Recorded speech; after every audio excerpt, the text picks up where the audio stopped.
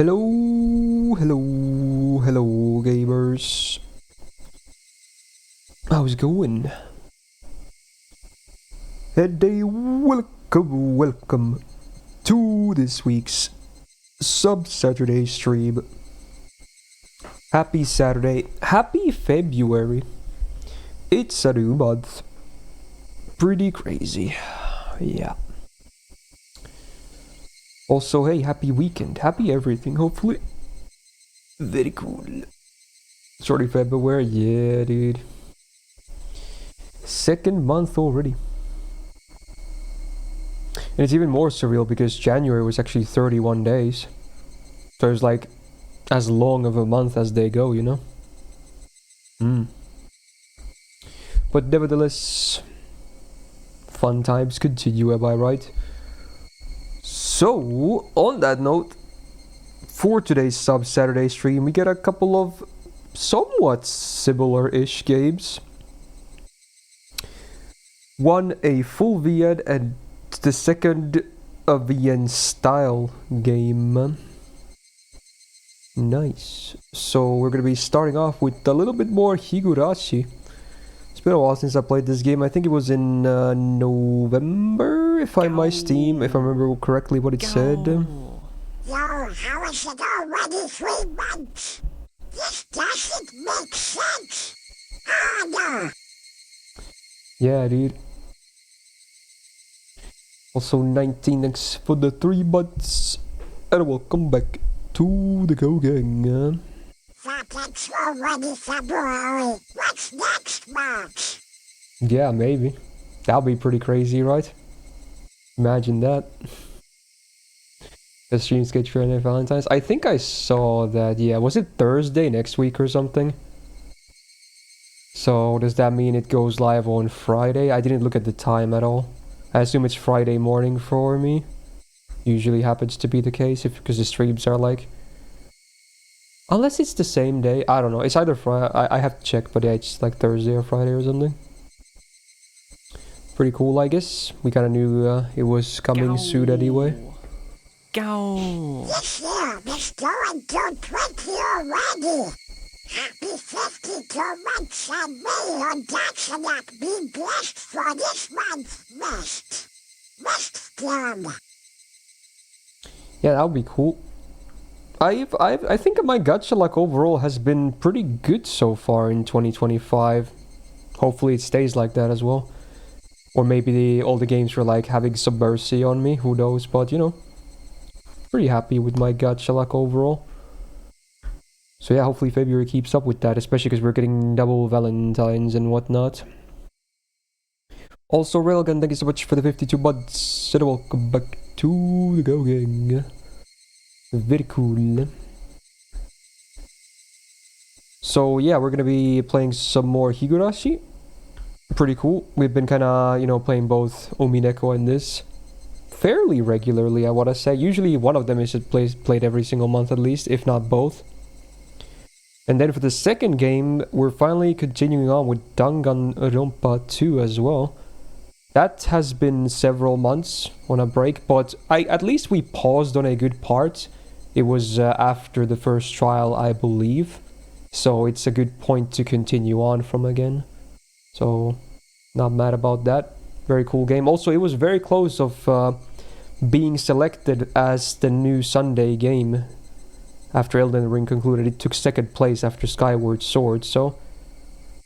It might just end up being a Sunday game at some point anyway. But yeah, obviously Subsat is still absolutely free game.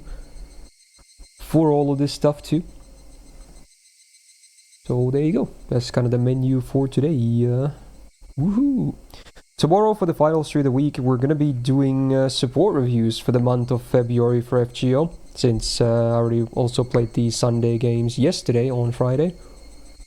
So tomorrow is just going to be support reviews as per usual. Regarding tier lists, because I do want to start them this month, I'm thinking small chance is going to be next week, higher chance is going to be the week after that, but probably no later than that, I think. I've already kind of talked about it a bit more with my hosts and whatnot. and getting those lists prepared as well. So those should be starting very soon as well. Definitely this month. Kind of nervous. It's always when it gets easier as the weeks go by when I make them. It's just the start is always kind of, you know, slightly nerve-wracking, if that makes sense. Although we are changing up the format when it comes to some of the rarities a bit this year, so it's gonna hopefully help a bit. We'll see. It's gonna be optimistic, you know. Anyway, we should be good to go, right? I think, yeah. Alright, let's go, let's go. I'm gonna be using the FG overlay. Probably for the full stream today, actually. Since they are kind of VN style games, and I think this is the better overlay to use instead of full screen one. Yeah, you kind of see more the you know, actual graphics in game in full screen, but the problem is I have my camera and chat on top of it, so sometimes they might end up blocking some text, and obviously text is a very vital part in these games, so I feel like we should probably just rock with the FG overlay, so while the screen is smaller you can still see everything, hopefully. Yay. Okay. So yeah, I did have to reinstall both games, obviously, since you know, I had to redo my whole PC after the very unfortunate hacking incident. I also had to remod Higurashi as well, of course, because we're using the 7th mod thingy. But unlike Umineko, which I also had to do not long ago, where I lost the save as well, and I had to like manually skip through the game to reach the part where I ended up at and make a new save. I believe this game actually, it kind of saved my save, I'm pretty sure. At least I managed to load a save earlier, so I'm hoping it's still gonna work. So unlike Umineko, this game patches a little bit better, I suppose, which is nice. So I didn't really need to make a new manual save again. We should be able to just load back in. And for Danganronpa, I'm pretty sure it saves to cloud. I went earlier to check, and I saw a list of saves in game, so those should hopefully still be working, because we don't have any mods or anything for that game. It's all, you know, the game itself. But there you go. Alright, we should be good to go on that note. Yeah, there it is. And I did load this earlier just to check that it wasn't just like a save that might not work. It did actually load in, so let's see. So we're in an interesting spot in this game, right? Also, oh, how's the volume? Let's see. I think this might be a bit loud. Yeah, okay, I think it's really loud. Okay. So the settings probably also got reset. Is there a master volume? There is no master volume, so we might have to reduce all the bars a little bit. Apologies for that. That was pretty loud on my end too. Okay, so we're gonna just go ahead and reduce everything a little bit. Yeah. Let's see how that sounds like. Okay, this should be way better, right?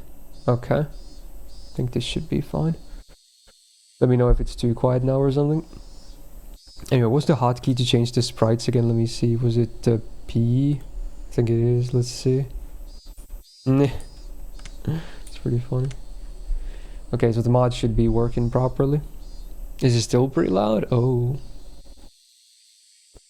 Let's see, I'll let her speak again and look at my audio on my OBS. Inhaling sharply upon hearing Rena's voice, I came back to my senses. Before I had realized that we were already at the entrance. Shaking my head a few times, I exercised all those terrifying thoughts.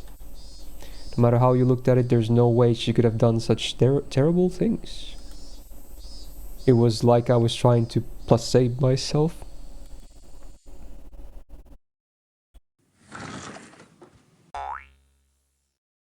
As I lit the door open, a blackboard eraser loaded with chalk dropped onto my head at the moment I stepped into the classroom.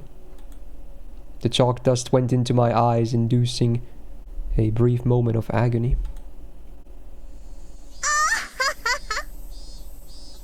Okay, maybe it's a bit loud. Let's see.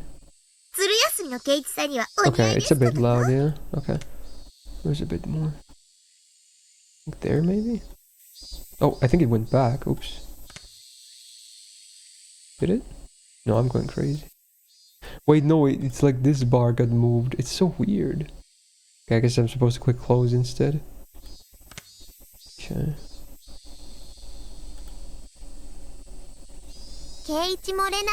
Okay, now it's no longer hitting any red on the bar. This should be better, right? Okay. Design plus size, okay, is it? So I assume it's not plakat, it's like placate or something, I guess then? Okay. Yeah, I don't even know what the word means, to be honest. Iliad, how you doing? So yeah, I was about to say before we had to fix the audio. We're in an interesting spot in this game right now because things have definitely developed. We got some interesting bits of information regarding, you know, some of our friends. That they might not be as innocent to some of the events as things might seem. Rena in particular has been very active in, yeah, being a bit on the creepier side. I believe last time we got some kind of, was it a cake or something that she sent, and it was like full of, was it blades or tacks? I forgot, something sharp. So yeah, that was not a very nice thing. Pretty interesting. So now we're just kinda, you know, trying to act normal and not too sussy, while you know, hopefully dodging very torturous things or whatever. The sewing noodle, yeah, that it was definitely metal. And also they're kind of watching us so that we don't do anything stupid like say too many things or talk to people that we shouldn't be talking and whatnot. It's a bit spoopy. As in the different backgrounds with this mod, and what the unpopular opinion that the old backgrounds are better. I'm not sure if I've toggled backgrounds actually. Can I change that too? I assume you can't toggle that. That might have to be like a full-on mod thing. You can toggle like the sprites, and I think even the music, but I'm not sure if you can talk. I'm looking at the controls right now because I screenshotted them. Yeah, I don't know if you can do it with the backgrounds, but I don't mind these backgrounds. Not that I have too much comparison data. You can do it within the F10 menu. Oh, can you? Let's see. Oh. Is it graphics? Is it the presets one? I assume it's the oh wait, here we go. Original BGs. Oh. Oh, it also makes it like letterboxed. So wait, are these like actual pictures that have filters on top of them? That's what it looks like.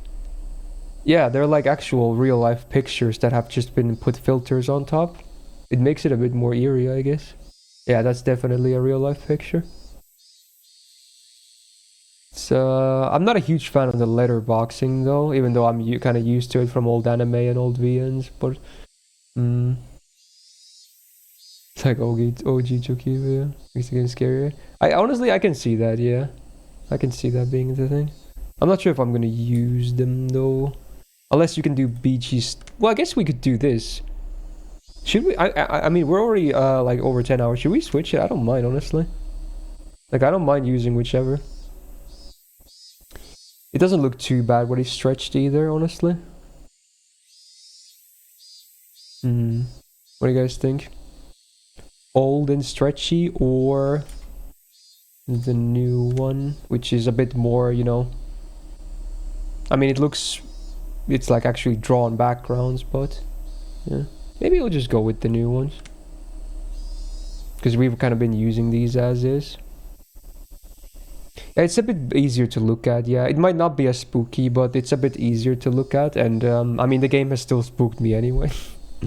So, and it's not supposed to be one of those horror games that's like, supposed to make you scream all the time, right? This is more like, you know, psychological and whatnot. So, yeah. But it's the old backgrounds are pretty cool, though.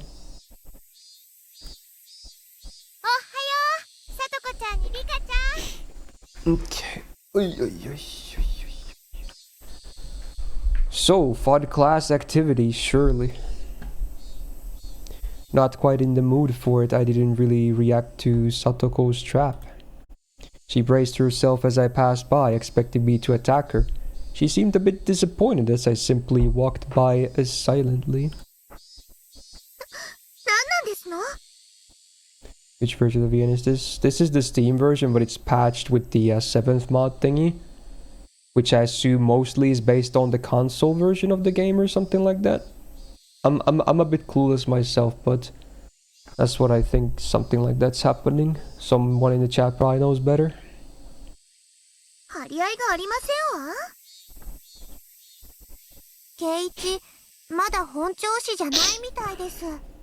It's the Switch and PS3 price. Yeah, so it's like console stuff, yeah.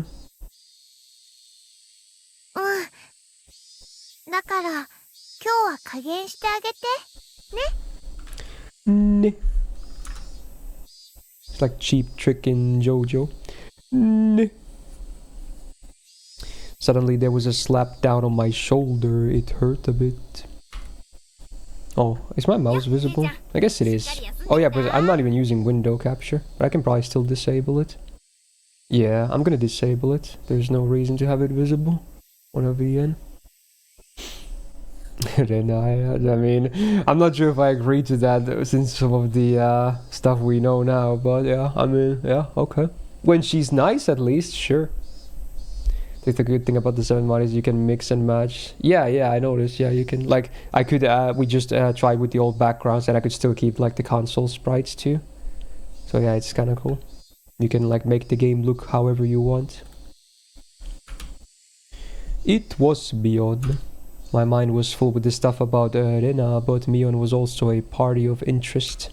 Remember Keiichi? That hawkish gaze from yesterday. Ohayo. Yeah. She had the crazy eyes too, I remember that.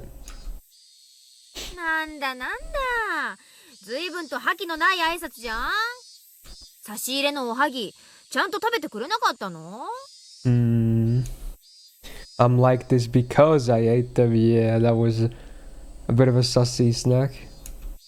Those words were itching to be blurted out.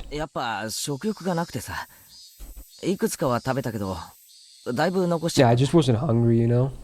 It is what it is.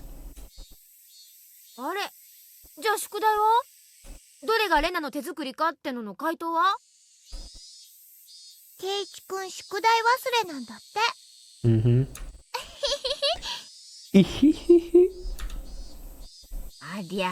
If I was.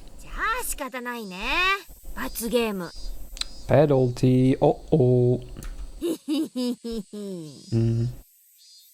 There he's back, I see. What do you mean?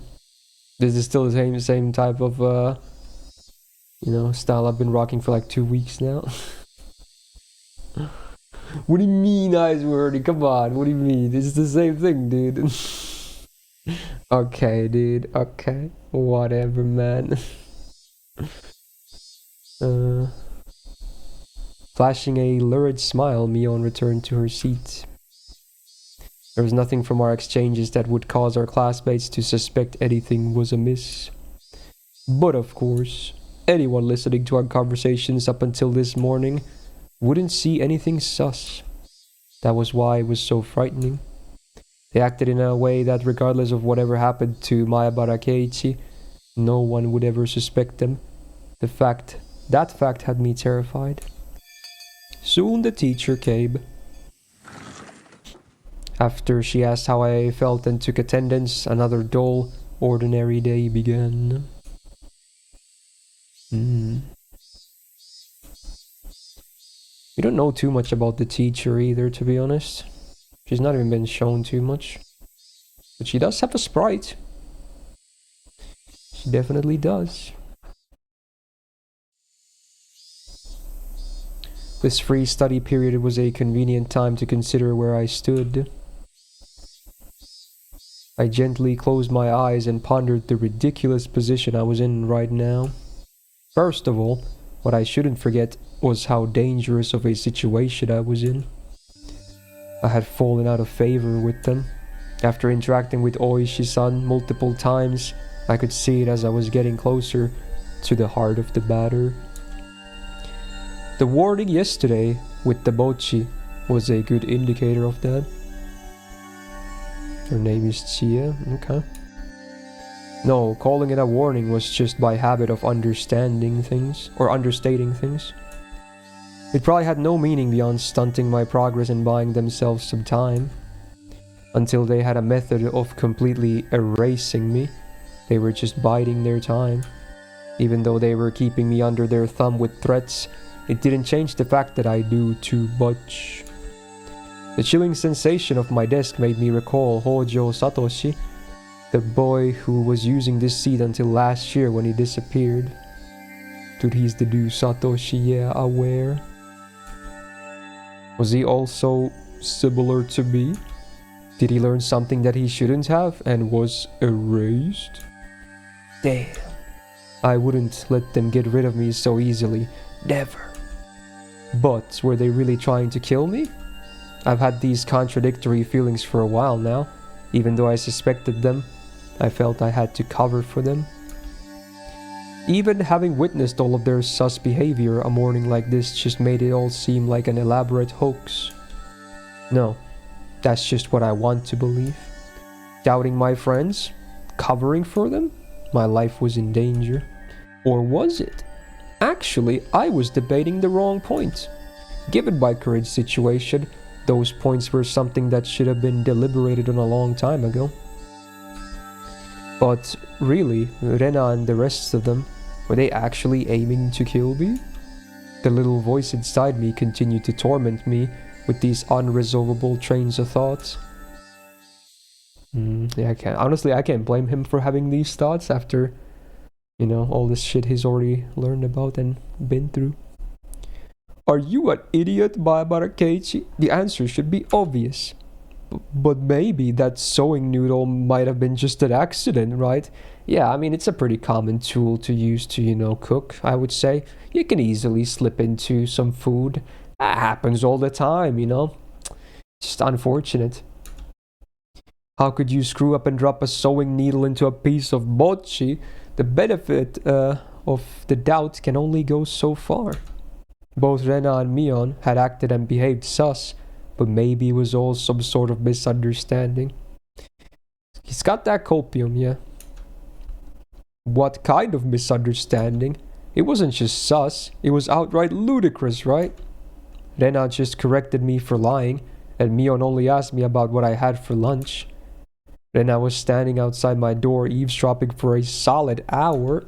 She was probably just waiting for my phone call to end. For a whole hour outside your room?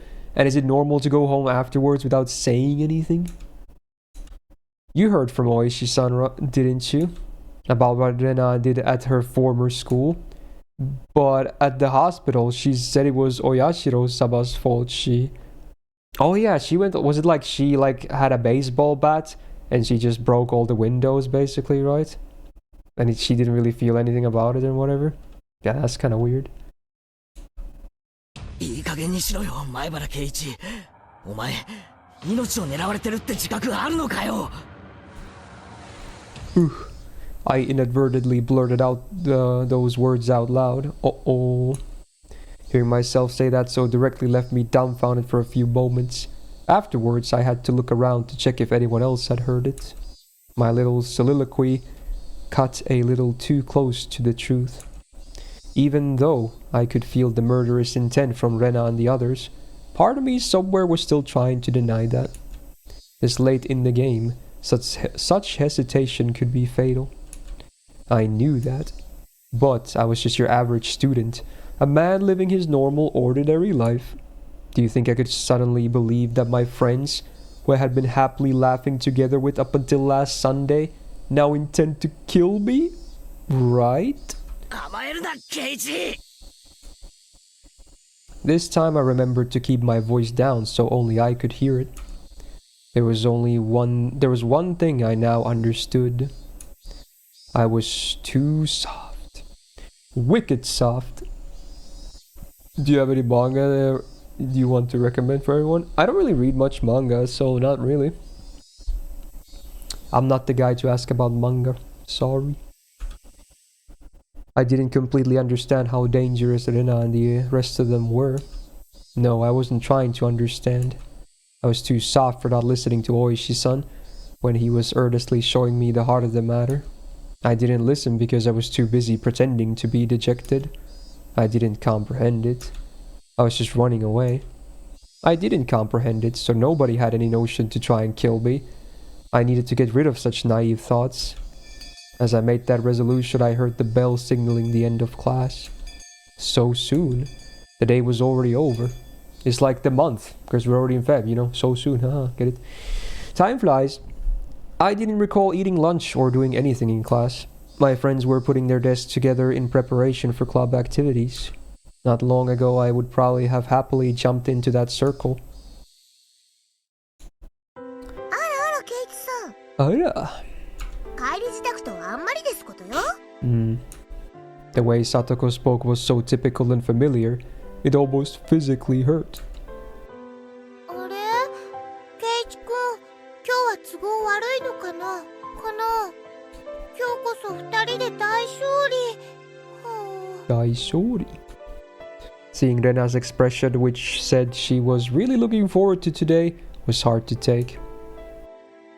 Hey Keiichi, maybe Oishi-san is just some enormous jerk trying to separate me from the others by lying to me. Man, he's huffing copium, dude. Whoa. Trying to expunge such weak-minded thinking, I slapped myself in the face. ケイチくん Yeah, was Rena really trying to kill me? I wish someone would tell me it was a hoax. I didn't care if it actually was one or not. I just wanted someone to say it was. Damn, he'll take anything at this point. Gah, yet another weak-willed thought. How did I ever become this naive? 大丈夫頭痛いの Apparently that was how my inner dilemma appeared to her. 顔色悪いよ。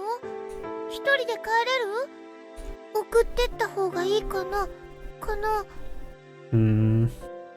いや、いい。ごめん。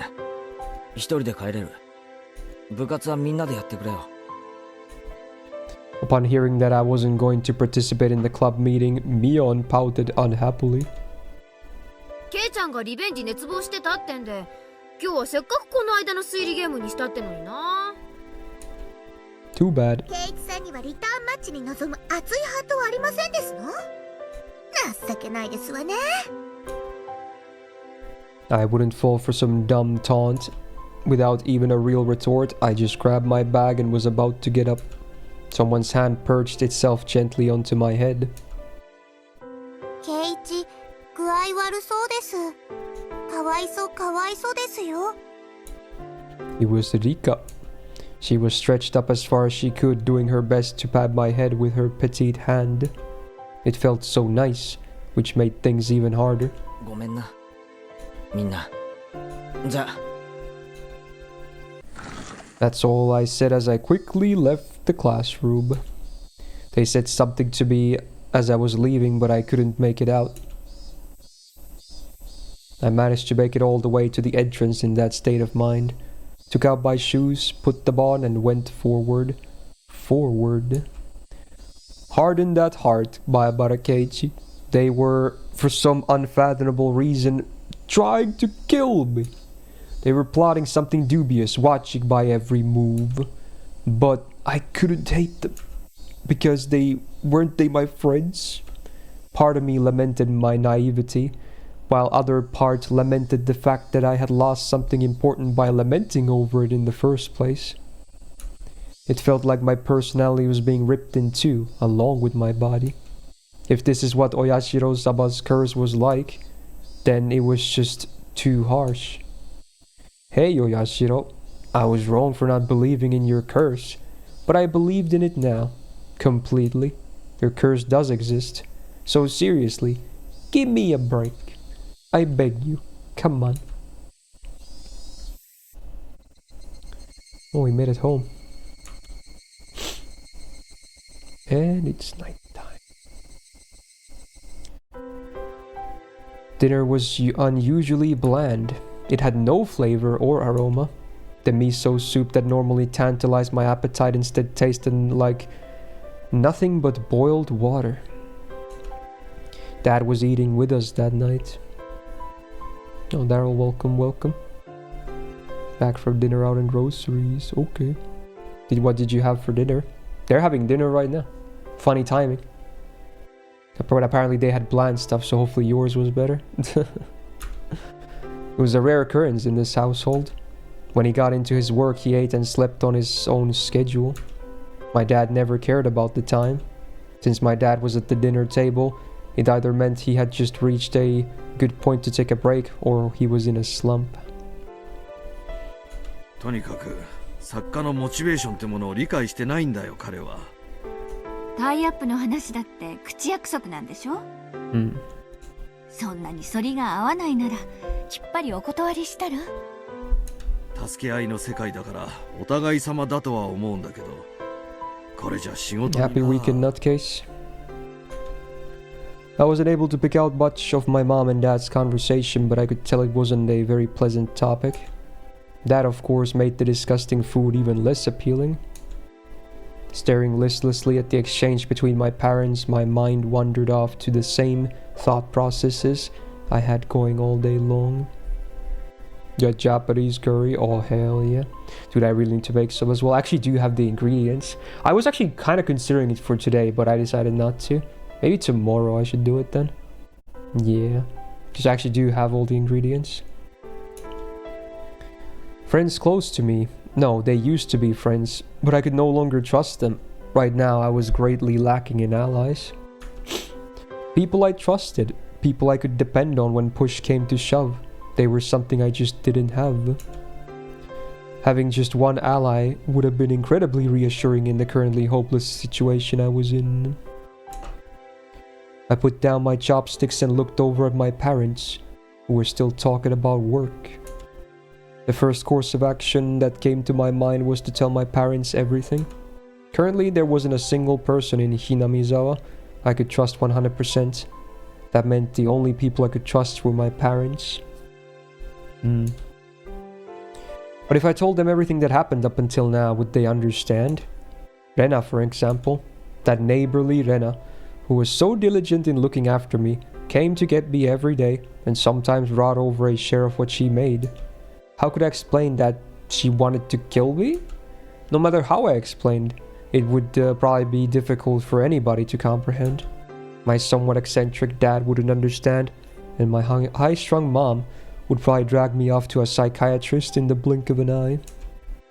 Sadly, that was the amount of trust that existed in our relationship. Even if they did just come to understand, what could they possibly do? Unless they could uncover the truth, they wouldn't be able to protect me. No, by informing them of these unnecessary things, I'd be putting my parents in danger as well. Considering that the victims in past incidents were often married couples, I couldn't even joke about it. For the entire Maebara family to have an accident or to just vanish into thin air, it was easily possible in Hinamizawa.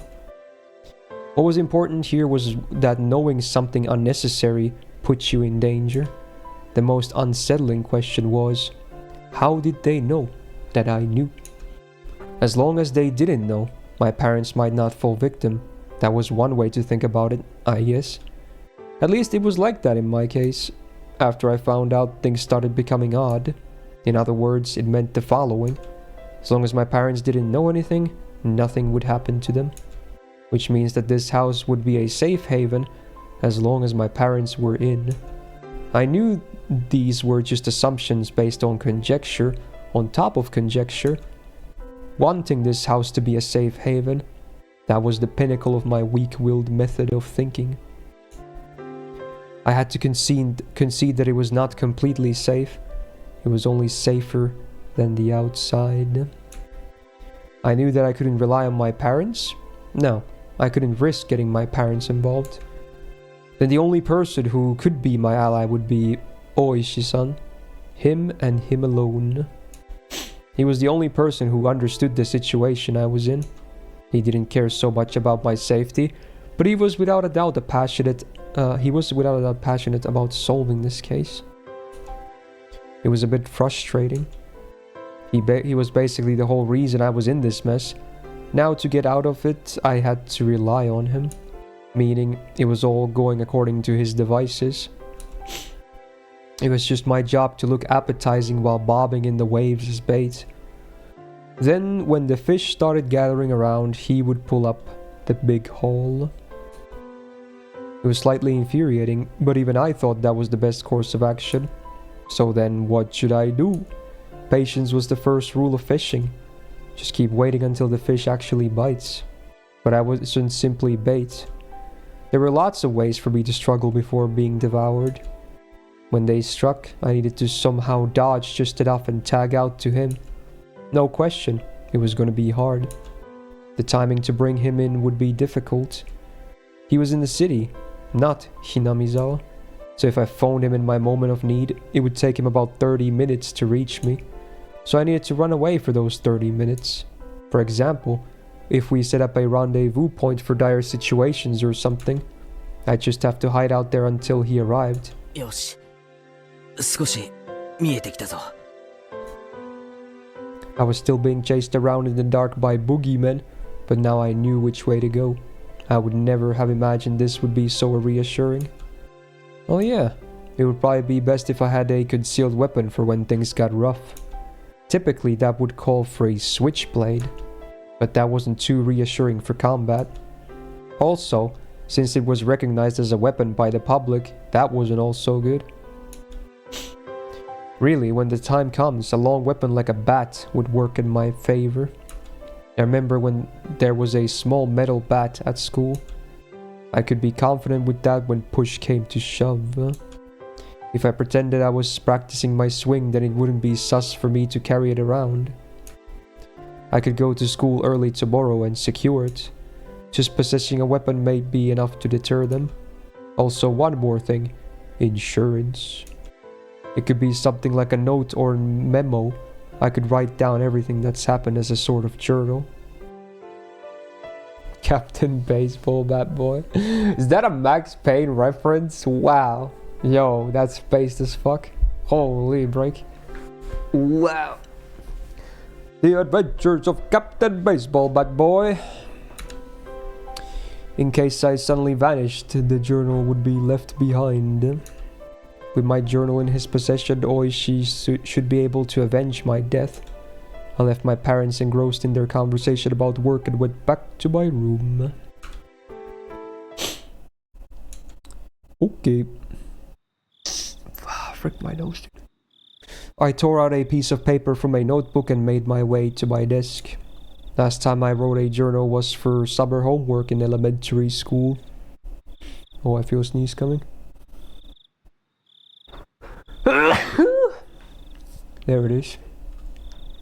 Classic. In the off chance something bad happened, the police could use my diary as a lead. So I should only write down the facts. How should I start? I jotted down my thoughts as they came. I, Mai Barakechi, am in fear for my life. It made me laugh nervously. It was a line that showed up often in detective stories. I never even dreamed that I would be in the type of situation where I'd write it myself. I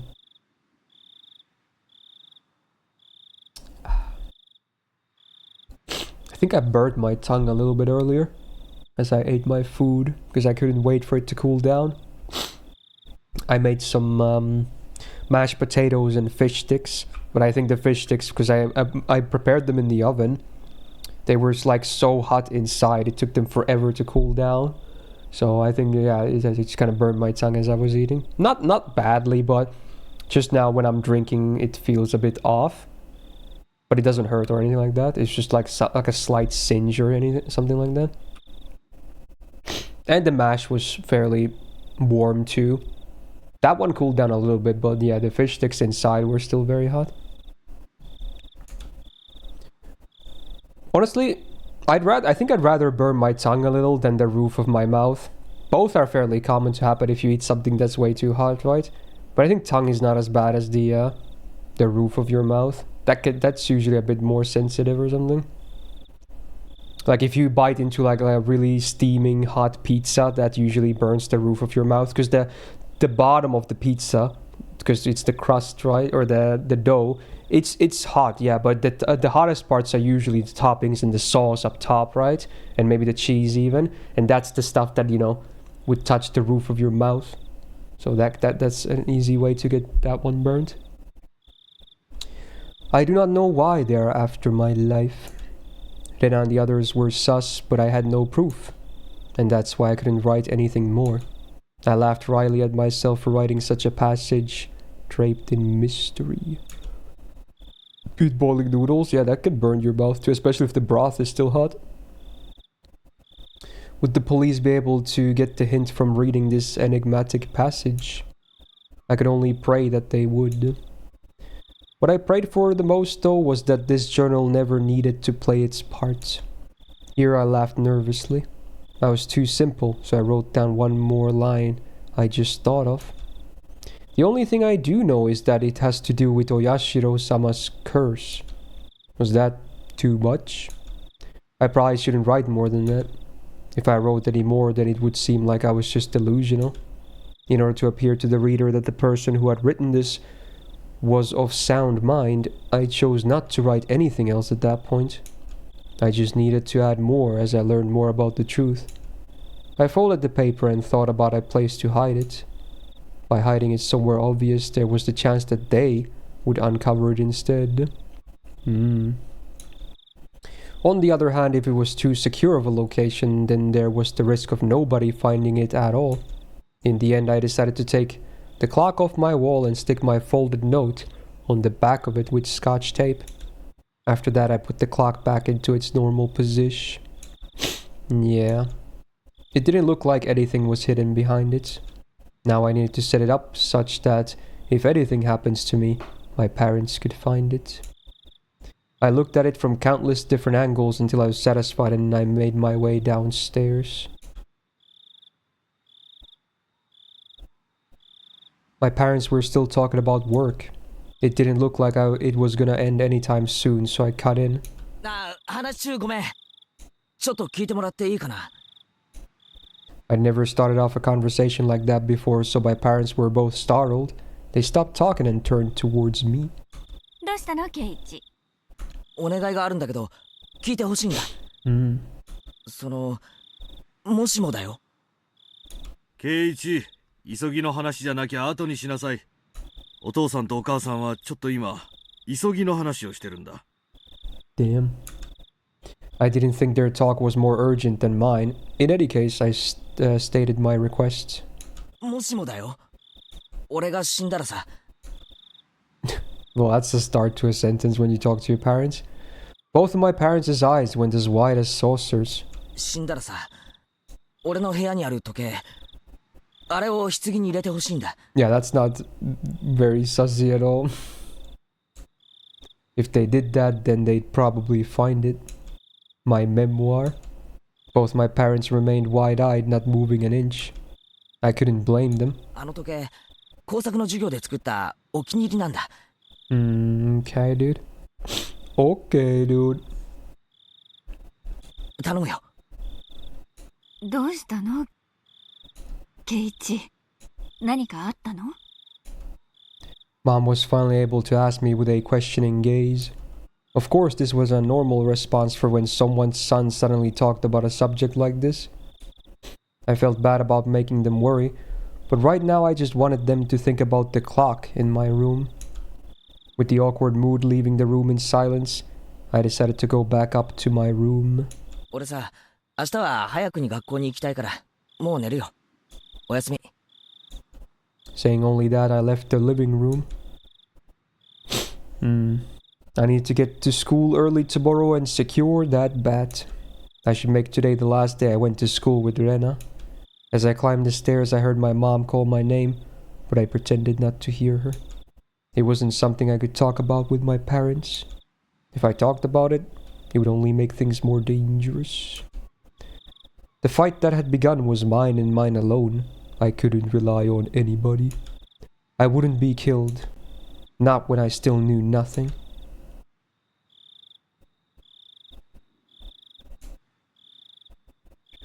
Good night, I guess.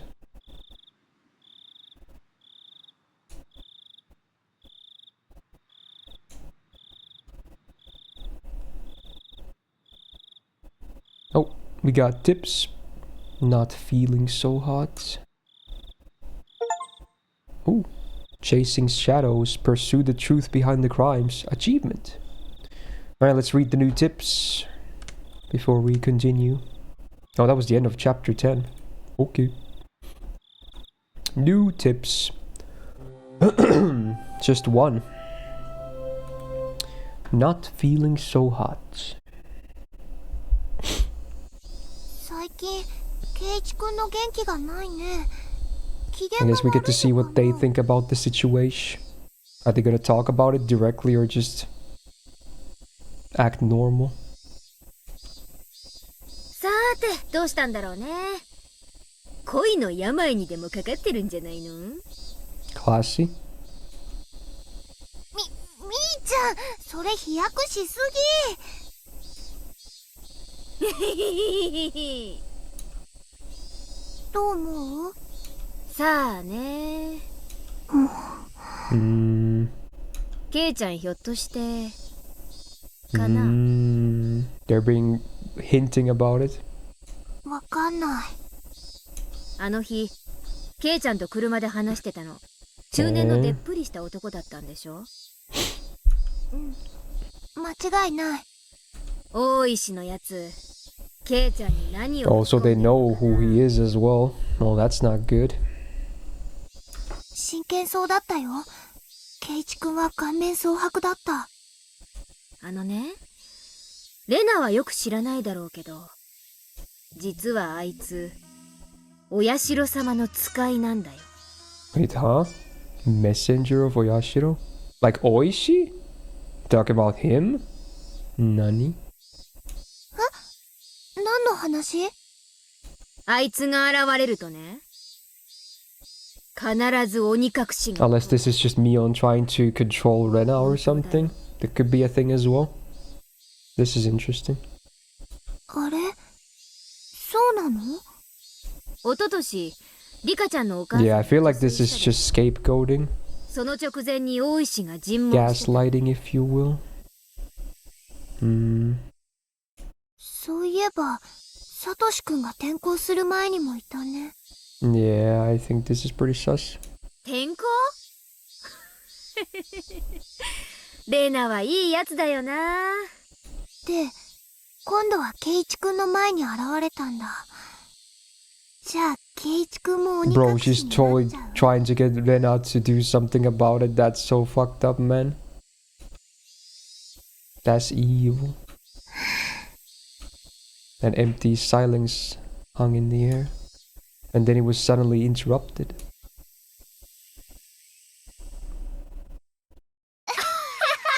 By loud laughter. Yeah, that's interesting. Wow, that was the whole tip. Yeah, that's not foreshadowing at all, dude. What the fuck? Okay, dude. Okay, dude. Mr. Strimmer this week be like, honey wake up, Star Rail lottery result is announced. True. It's in 8 minutes again, right? Time to get my daily 50. Alright. Alright, we can continue on to chapter 11. Let's go.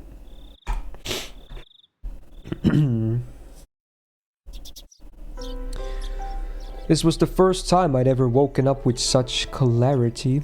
Must have had a good nut. Oh, ho, ho. Jokes. It was 5:59, just moments before my alarm would go off. I was amazed at the precision of my internal clock. I made preparations for the next day of school before I went to bed. I changed quickly and descended to the deserted lower floor.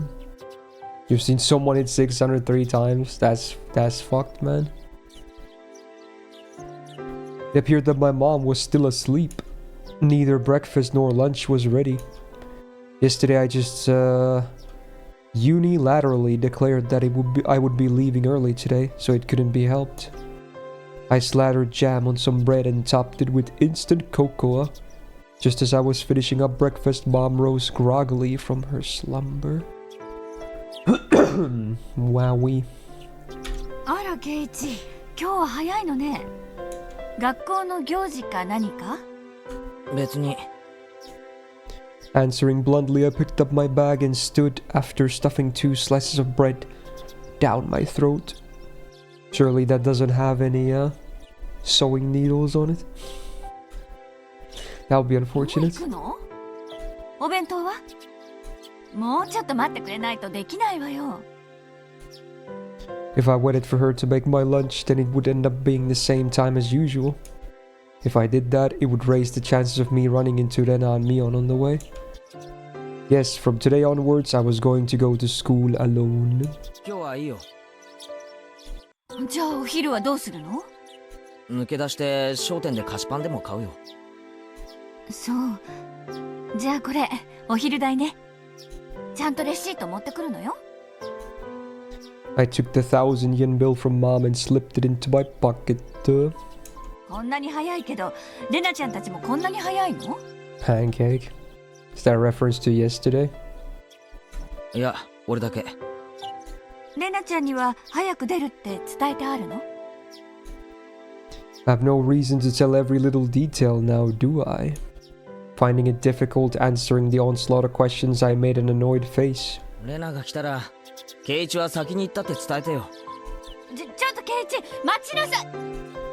It's not that I didn't trust my parents, I just couldn't rely on them. They couldn't help me. I could only hope that they didn't get involved. It was safer that way. My mom's annoying voice was cut off by the slam of the door. For the first time since I moved here, I headed down the road to school alone. Flashback. Up until now, I had always walked down the same paths at the same time each day. So I always met with the same people at the same places.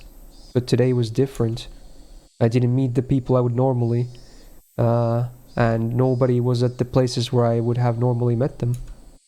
Of course, Rena wasn't in the spot where we usually met, and there wasn't anyone at the spot where we would have met up with Mion. The length of the trees' shadows, the morning air, and the brightness of the sun, it was completely different type of morning from what I was used to. Without a doubt, it felt strange. It left me with the impression that I had destroyed the illusion Hinamizawa had set up for me before it had enough time to prepare all of the props needed to deceive me. あら、ケイチ君。今朝は早いわね。みんなで早朝から待ち合わせ？ The person who called out to me was someone we always passed by as they were taking a walk along the edge of the fields. Their name was, I forgot. Of course, this wasn't the spot where we usually passed each other. 今朝は早くに目が覚めちゃったので、気分転換なんです。あまり気にしないでください。I threw out a random excuse. レナちゃんやミオンちゃんはどうしたんだい？今日は一人なの？ええ、まあ。I was being asked the same type of questions my mom was asking, so I answered them in the same uninteresting, vague manner. It wasn't funny being asked where Rena was each time I passed by someone, but maybe it was to be expected. It was because for so long we were always together so amicably. Even I felt that if I let my guard down, we could still be Stop it, Keiichi. Don't think about that anymore. Spent all day yesterday thinking about how dangerous it was to go soft, didn't you? Beep beep beep. A car horn blared from out of nowhere. Even though I was walking lost in thought, that horn was way too close. A mechanical behemoth barreled at me from behind, catching me completely off guard. What chapter is this? I think this is 11 now. I think. Yeah. Should be. Hopefully. By the time I turned around, the van's hulking chassis was almost on top of me. I'd seen plenty of cars veer to the opposite shoulder to avoid pedestrians, but this car was doing the opposite. It felt like there was somebody on the opposite shoulder and the van was swerving in my direction to avoid them. That blissfully ignorant train of thought delayed me from realizing something much, much more important. Yeah, this is the first VN thingy. That large mass was hurtling right at me. Was it going to hit me? The inside of my head instantly flooded with a painfully cold liquid. In that moment, the scene before me, no, time itself, had frozen. Nani? In the silence of that frozen moment, I compared the van, so close that I had no way to dodge it, and my body, the upper half, twisted awkwardly in order to look behind me. There was no way I could dive out of the way in my current position. If I lost focus now, this moment would unpause, and I would probably be plowed over, caught in this silly pose. Bend my upper body over towards the paddy by the side of the road. If I bent far enough, I'd get away with just being hit by the side view mirror. As soon as the thought crossed my mind, the temporal stasis was shattered by the deafening sound of the van. The side mirror struck my shoulder, sending me spinning off through the air like a top, locked in my contorted position. Sent tumbling through the air, I crashed into the muddy paddy by the side of the road. My entire body was soiled and drenched. But the choice I had made in that instant was unmistakably for the best. I was covered in mud, but when the alternate was being hit by the car, it was the closest I could be to being unscathed. Rising out from the paddy, I had enough in me to glare over at the stopped van and yell profanities at the driver. I'm not sure if he was able to see me, but the van sped off suddenly. Damn, the hit and run attempt though.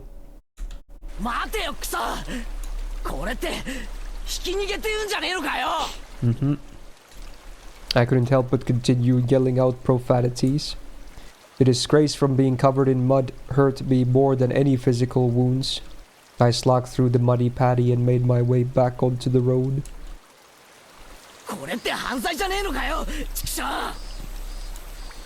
Shit, I'll track you down and sue you. If I go looking for a van, I'm sure to find it in this little village. The path I was on had rice paddies on either side, and it had become so narrow that one car could barely fit through. It wasn't a place you could tear full speed down in a car, let alone pass by pedestrians. Not only it was a narrow road, but the car just now was closer to my side of the road than the other when it went past me. Even as I cursed, I was desperately trying to suppress the dark cloud roiling up within me. Damn. This wasn't just a hit and run. The car just now was trying to run me over. Wasn't it? Thinking back, I did feel like there had been a car creeping up on me slowly for a while. That's right. As soon as I'd parted ways with that person taking a walk, I had a feeling the whole time. If it had wanted to pass me, then it had no shortage of chances. Normally, I would have felt sus and turned around sooner. But I was lost in thought and was now kicking myself for not realizing it was there sooner.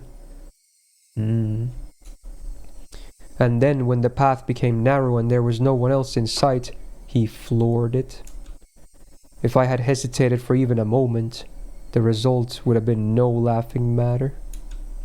As the adrenaline rush from nearly being run over subsided and the realization of just how terrifying the preceding events were sunk in. Hey Uraki, how you doing? There was no doubt about it. That van was intentionally trying to hit me. A cold, vicious sweat seeped from my scalp and slid down my back before dribbling off. I struggled to avoid falling into a panic. There was still the possibility that this was really just an accident. Calm down, Keiichi. But also, don't be so naive, Keiichi. Being that lax will get you killed next time. You need to be always on your toes. Don't give them any openings. If my enemy was really out to kill me, then next time, they would surely use a more reliable method. If that time came and I was acting like I was now, getting covered in mud was the price I had paid for my own naivete.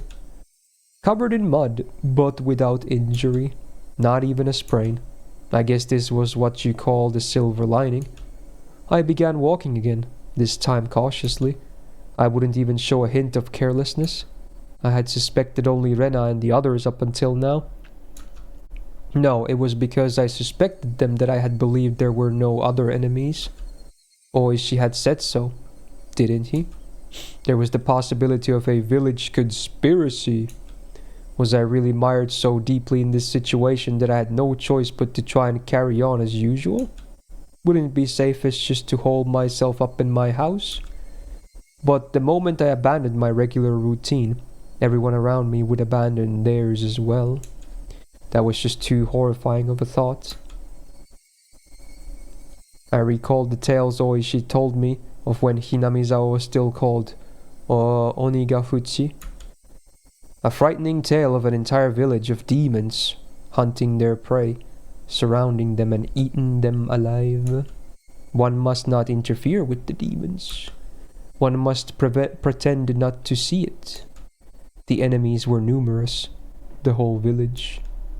The villagers, with their unwavering faith in the curse, would do nothing to help me. The strong sudden flash of sunshine made me slightly dizzy. I had no idea what was going on anymore. When I suspected it was the work of man, I would catch a glimpse of Oyashiro-sama's curse. And when I suspected it was the curse, someone would poke their head out. What was coincidence? What was intentional? Who was my enemy? Who was just a bystander?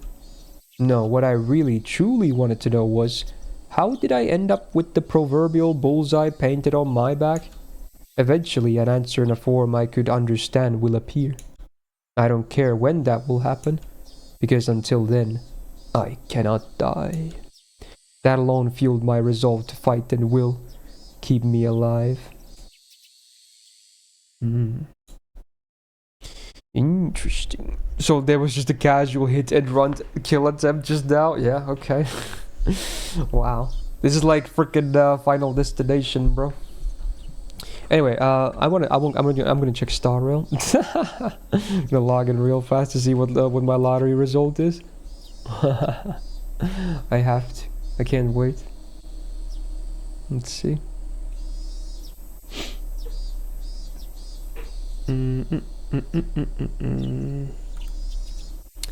Hey, grab a drink.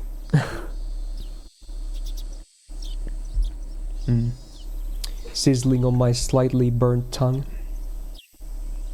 Interesting. We got all 50 so far. I think I'm about to join you. Although I guess on the first day I got 100 because I didn't choose the Gamba option because I'm stupid and I forgot about it. But I'm guessing it would have been 50 anyway. Okay, is it logging in? Please work. Oh, it works, thank God. For some reason, again, my Star Rail, like half the time, just cannot log in. I don't know why. Okay, let's see. Boom. Okay. Hey, won't you guess it? I got 50. Yeah, of course. Of course. Hey, tomorrow will be my day, though. Surely, dude. Surely tomorrow is the big 600. Yeah. Totally. Okay. Anyway, back to Higurashi. Yes, okay. I remembered seeing the metal bat in the gym storage shed, but there was a padlock on the door, barring my entry. At the very least, I wanted to get my hands on it before everyone else arrived at school. I circled around the school grounds impatiently. But all I could find were things like pieces of lumber, nothing that I could bring into the classroom easily. Then I had an epiphany. I should search inside the classroom. If it was something in the classroom to begin with, then there wouldn't be a problem. I could tell that everyone's indoor shoes were still in their lockers. Good thing I came early. Nobody else was here yet. I wondered what could I find in the classroom. I didn't think I could find an especially effective weapon, like a bat. But it couldn't be helped at this point. Until the gym storage shed was open, I needed to find a substitute. A lingering hint of naivety whispered that there was no way I'd be attacked at school, but such soft ideas would no longer protect me. To think that they were slowly making their way into parts of my life that I had once thought impenetrable. In the worst case, my own house might not be safe anymore. That was an incredibly frightening thought. but I believed that not considering the worst case scenario would have been even more frightening. Anyways, I will survive. So as long as I live, then I will definitely be able to escape this labyrinth of nonsense. Definitely. Yeah, of course. My exploration of the classroom came to an impasse. That much was to be expected. There was no way there would be anything that could be a weapon in the classroom. In case of emergency, there was probably nothing I could do but swing my own chair around. My gaze landed on the lockers that had come to be used for personal storage. The locker that Neon used to store her pile of games was among them. There was one for each person in the class, all lined up. Of course, there was one for me as well. Oh yeah, there was supposed to still be a tracksuit in my locker. Seeing me covered in mud would be strange. I should go change later. But first, I needed a weapon. If one of my classmates came, it would be hard to rummage through all the lockers. I swiftly began opening the lockers one by one. They were mostly just filled with things like gym clothes, personal items, and umbrellas. An umbrella. If I couldn't find anything better, then this would have to be my weapon. I was about to give up on finding anything decent when I opened a locker that held exactly what I wanted. It was, without a doubt, a metal bat. It was well worn and pretty beaten up, but there was no doubt it was usable. In that locker that reeked of mold, there also hung a baseball uniform. It was probably the locker of a student in a Pee-wee league or something like that. If that was the case, then he'd probably ask for it back. At that time, I could hear the voices of the children scuffling their way noisily in from the hallway. Amongst them, I could make out Rika and Satoko. おはようございますです。あらあらあら、今朝はお早いですわね、ケイチさん。I nonchalantly hid the bat I was holding behind my back. なんなんですの、その身なりは。泥だらけでしたよ。ああ、まあちょっとあってな。すぐ着替えるから勘弁しろ。With that said, I began taking off my clothes. Satoko began to blush, just as I expected her to. レディーの前でお着替えなんてしつけがなってませんことよ。着替えをじーっと見てるレディーもしつけがなってないと思うぞ。男子は更衣室がないんだから諦めろ。As Satoko feigned disgust, she went into the hall, still blushing. Conversely, Rika continued to stare at me, preparing to change. リカちゃんもレディーなら着替えを見てるのは良くないと思うぞ。僕はレディーじゃないですからいいのです。She deliberately pouted and looked at me with upturned eyes. じゃあリカちゃんも今からレディーだ。レディーなら仕方ありませんです。Rika, appearing to be satisfied with being considered a lady, made her way to join Satoko in the hallway. Just as I breathed a sigh of relief, she stopped suddenly and turned back towards me. ケイチは野球を始めますですか? Seems that she had noticed the bat. ああ、ちょっとさ、体がなまってさ、ちょっと素振りでも始めようかなってな。健康に気を使うのはとても良いことだと思いますです。She was talking like an old lady despite her appearance. After saying that, she started to leave again, but stopped and looked back at me once more. そのバット、なくさないでくださいね、です。Why though? Seems she already knew I took it out of someone's locker. There was no name on the locker door. I didn't know whose bat it was, but I would be borrowing it until they complained. It wouldn't be for long, just up until the gym storage shed was opened. After quickly changing into the tracksuit, I checked the time. I still had plenty of time before class began because I came so early. I took the bat in one hand and went out to the schoolyard. That was, of course, to practice my swing. I needed to make it known I would always have a bat on me so I could practice my swing. At some point the sunlight had become even stronger. Disregarding my classmates as they made their way to school, I took my position in the shadow of the school building. I wasn't the academic type and I wasn't much of an athlete either. I might get muscle pain if I just suddenly started swinging. I should at least start out with some warm-ups. I doubt anyone would think I was doing something out of the ordinary. Which was the exact opposite of my actual mental state. I gripped the bat and swung lightly. The bat was by no means light. The weight would make it a reliable weapon when I needed it to be.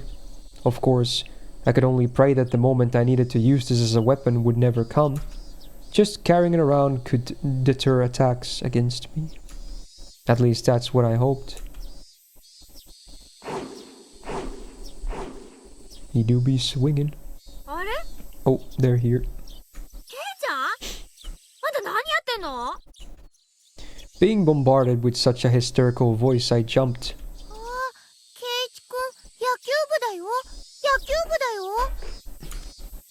It was Rena and beyond.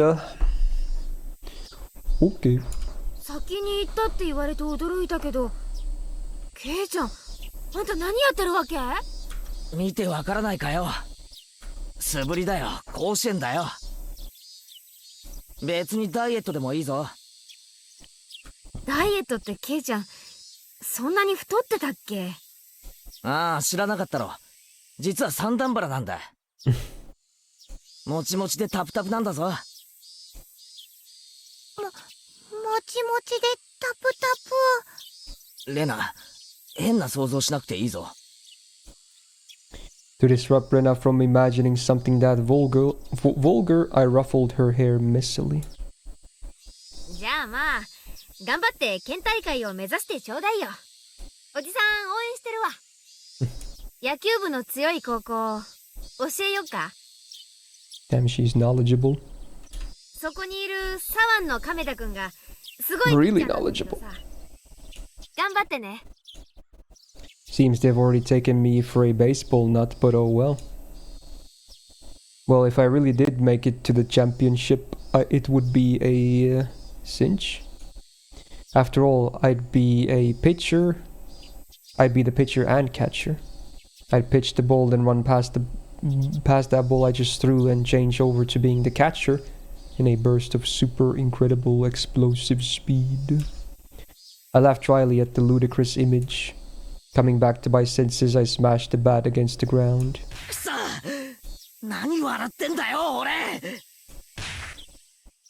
I pounded the ground over and over. With each impact, the reverberation traveling through the bat stung my hands. They smile at me like that. Don't allow anyone close to me. Don't trust anyone. No matter how many times I tell myself that. They made me smile like that. I already knew quite well that there were demons dwelling in my smiling friends. But I just couldn't believe it. Did that kind of split personality really exist? Like how Rena confessed to the doctor, were they simply being possessed by Oyashiro-sama? In other words, did a supernatural being like him really exist? And was it possessing everyone to try and kill me? Yeah, that would be wonderful. If only everyone were actually my friends all along and everything was all just the curse's fault.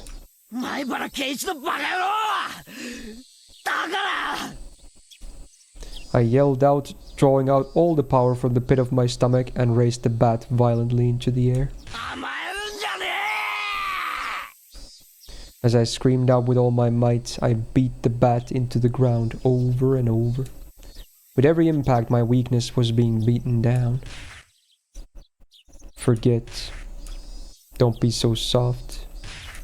Know your enemy. Like hell I'd let them kill me. My shoulders heaving up and down from my ragged breathing, I heard the first bell ring just as I calmed down. He's ready to fight.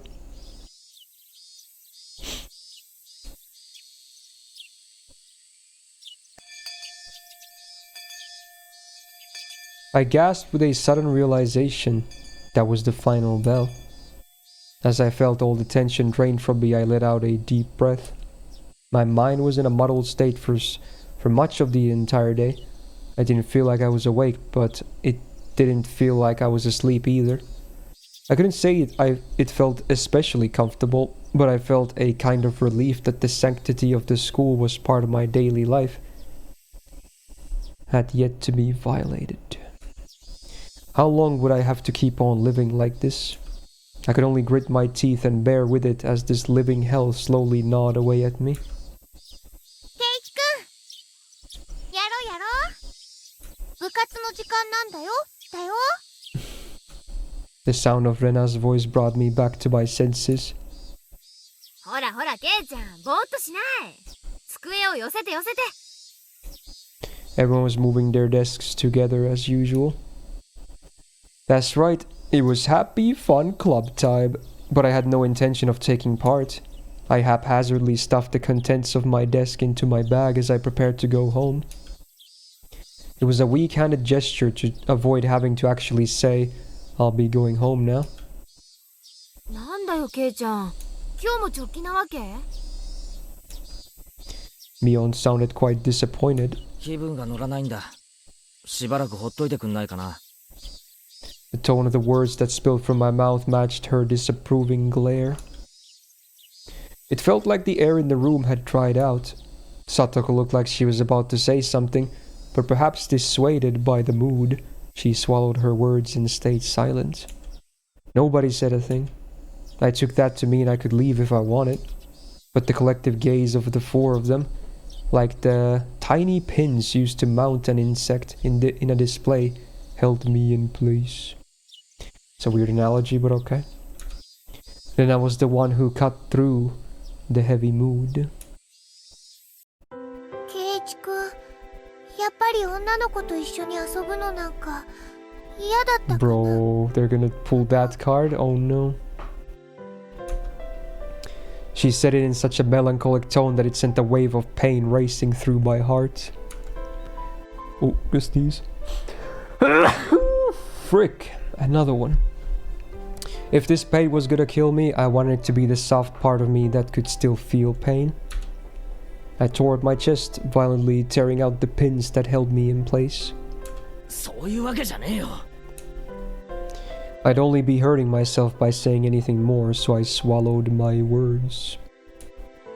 Cutting things off there, I turned away and exited the classroom. They didn't speak a word to me as I left.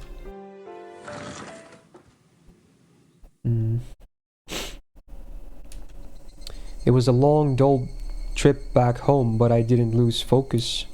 I firmly squeezed the grip of the bat, which was already soggy from sweat. Realizing that, I wiped it down with my sleeve. If something were to happen, I wouldn't want it to be slippery. Since this morning, I'd become especially sensitive to the presence of cars. Even while walking, my ears prickled up and sought out threatening sounds and presences that could be closing in. And that was why I could hear it.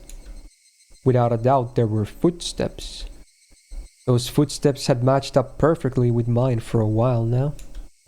From what I could sense, it was just one person, but I had no intention of being careless. Did they intend to follow me like that car this morning until we were in a good location to assault me? Then it wasn't a good idea to keep walking like this. I stopped walking and looked back. The wooded path, crowded with trees, responded with silence as if there was nobody there to begin with. Very sussy. But I wouldn't be fooled. I was certain footsteps were following me. And just as I stopped, the footsteps stopped as well, meaning the person following me wanted to keep their distance. That was, without question, proof that I was their target. I held my breath, waiting for that presence to panic and start moving again. The trees rustled with the sound of the wind. The Higurashi also joined the dissonant chorus, trying to throw my focus into disarray. Had 5 minutes passed? Or had it been like this for a whole 30 minutes? It was so hard to breathe that I might have suffocated. It seemed I would be the first one to panic. Without a doubt, he was lurking in the shade of that tree with bated breath. Then I'd make the first move. I fixed my grip on the bat. I raised it up to my shoulder to be ready to swing it at any time. Oh. With all of my might, I screamed at whoever was hiding in the shade of the trees. But the presence in the shade didn't budge.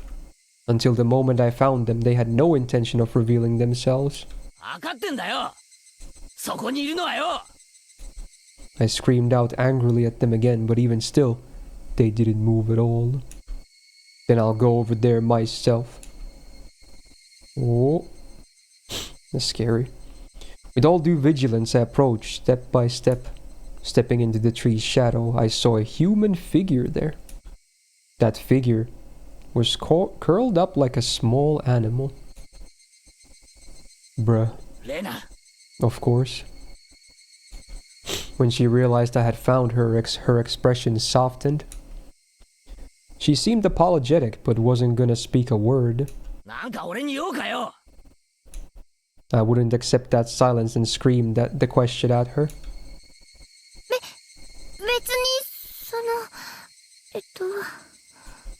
She was in a panic with tears swelling up in her eyes. But it was obvious that she had been following me.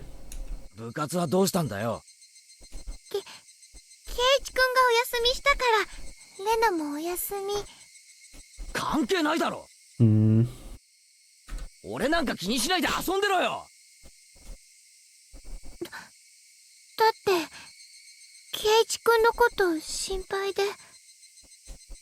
Thinking about how I'd been acting up until now, it wasn't hard to imagine that my behavior could have been perceived as strange. So she was concerned. At a quick glance, that's how it would seem. But I wasn't gonna let my guard down that easily.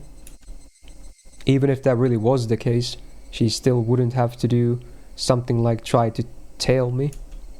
She should have called out to me when I was leaving and gone out right with me. But she didn't do that. She kept her distance from me and matched my walking speed. On top of that, she matched the sound of her footsteps and deviously tried to hide her presence from me. Then after she realized I noticed she was there, she held her breath as she tried hiding from me.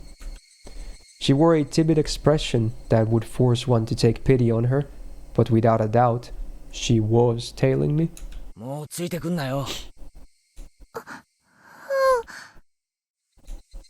Still glaring at her, I continued walking forwards. After I'd walked for a bit, she ignored my command and began walking again, so I yelled at her once more. Damn, he's really on edge, but can you really blame him? How convenient.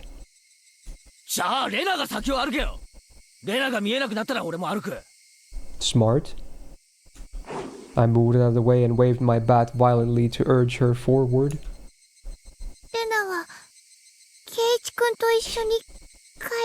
This is just evil, bro.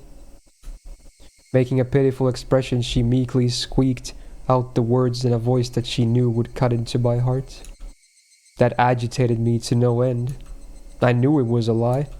If you wanted to go home together, then you should have called out to me. Now you're just blurting out random lies.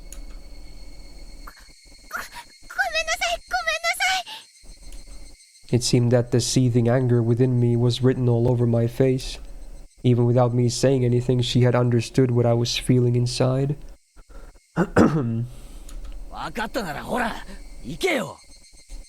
I swung the bat, urging her again to walk.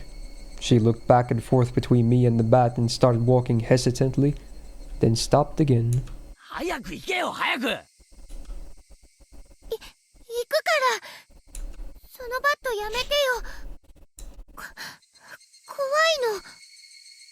Pretty ironic she's the one saying that this time. She guarded herself while pointing at me holding the bat. She may have realized that I wasn't planning on using this bat for baseball. I lowered the bat but still guardedly opened the way for her.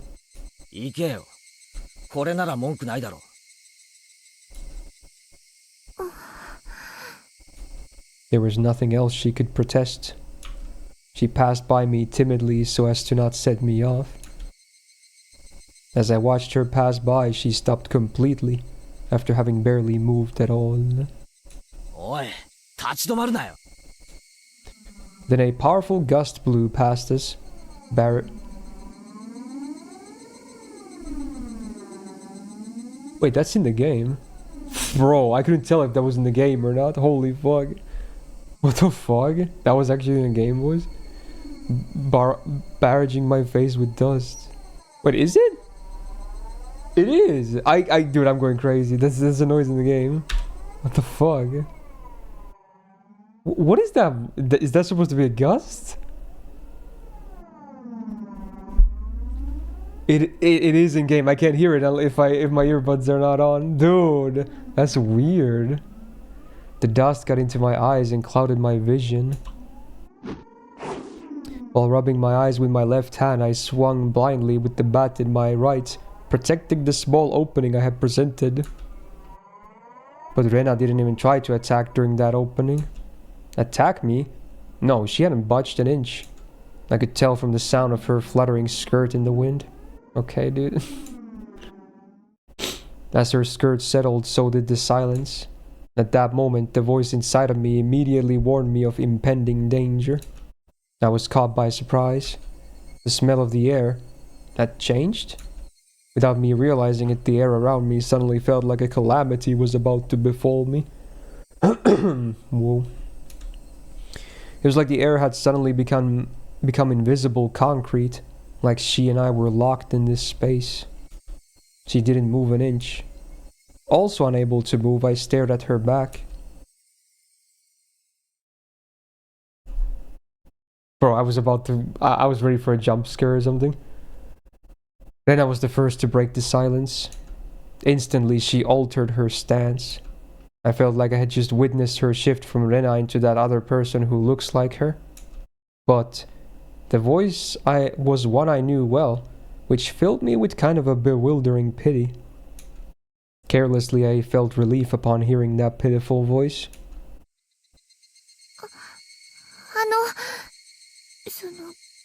ごめんね。聞いてもいい？ Too shy to even turn around, she squeezed her voice out desperately. As she trembled. なんだよ。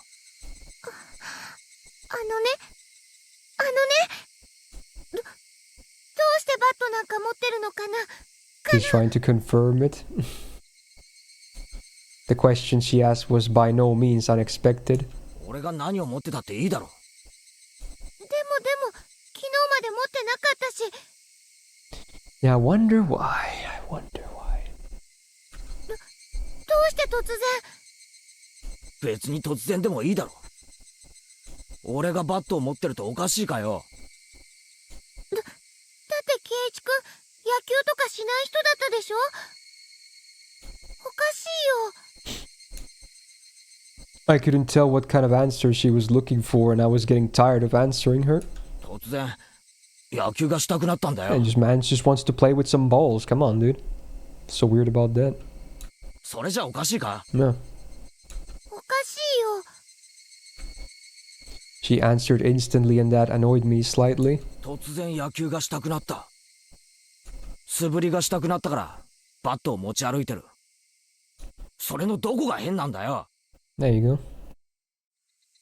変。おかしい。絶対。なんで圭一君まで。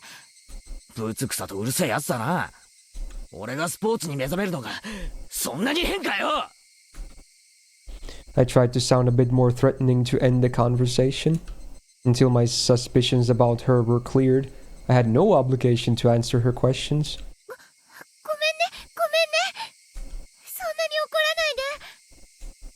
She still didn't turn around and spat out words of apology one after the next. 最後に一個だけ教えて。これ以上話す気も教える気もねえよ。早く行けよ。 I yelled loudly at her, causing her to flinch like she had been struck. Seeing her in such a pathetic state caused my heart to ache sorely. But even though she was afraid, she stubbornly kept herself from moving. Before I was able to threaten her again, she asked her final question. なんでバットまで同じなの？ Same. I'm guessing this could be like the same bat that what's his name Satoshi had or whatever. I feel like it could be a thing. Maybe that's what she's talking about as well. Because it was in their classroom, right? What did she mean by the bat was the same? I had no idea what she was talking about. お前、何言ってんだ？だから、なんでバットまで同じなのかなって。何を言ってんだか全然わかんねえよ。もっとはっきり言え。Even still, she didn't turn around. After inhaling deeply, she screamed. だから、どうしてバットまでサトシ君と同じなの？ There it is. But also, didn't she claim that Satoshi had already moved out before she arrived here? So this is already implying that she's lying as well? If she knows about him after all. Sussy balls. サトシって、え？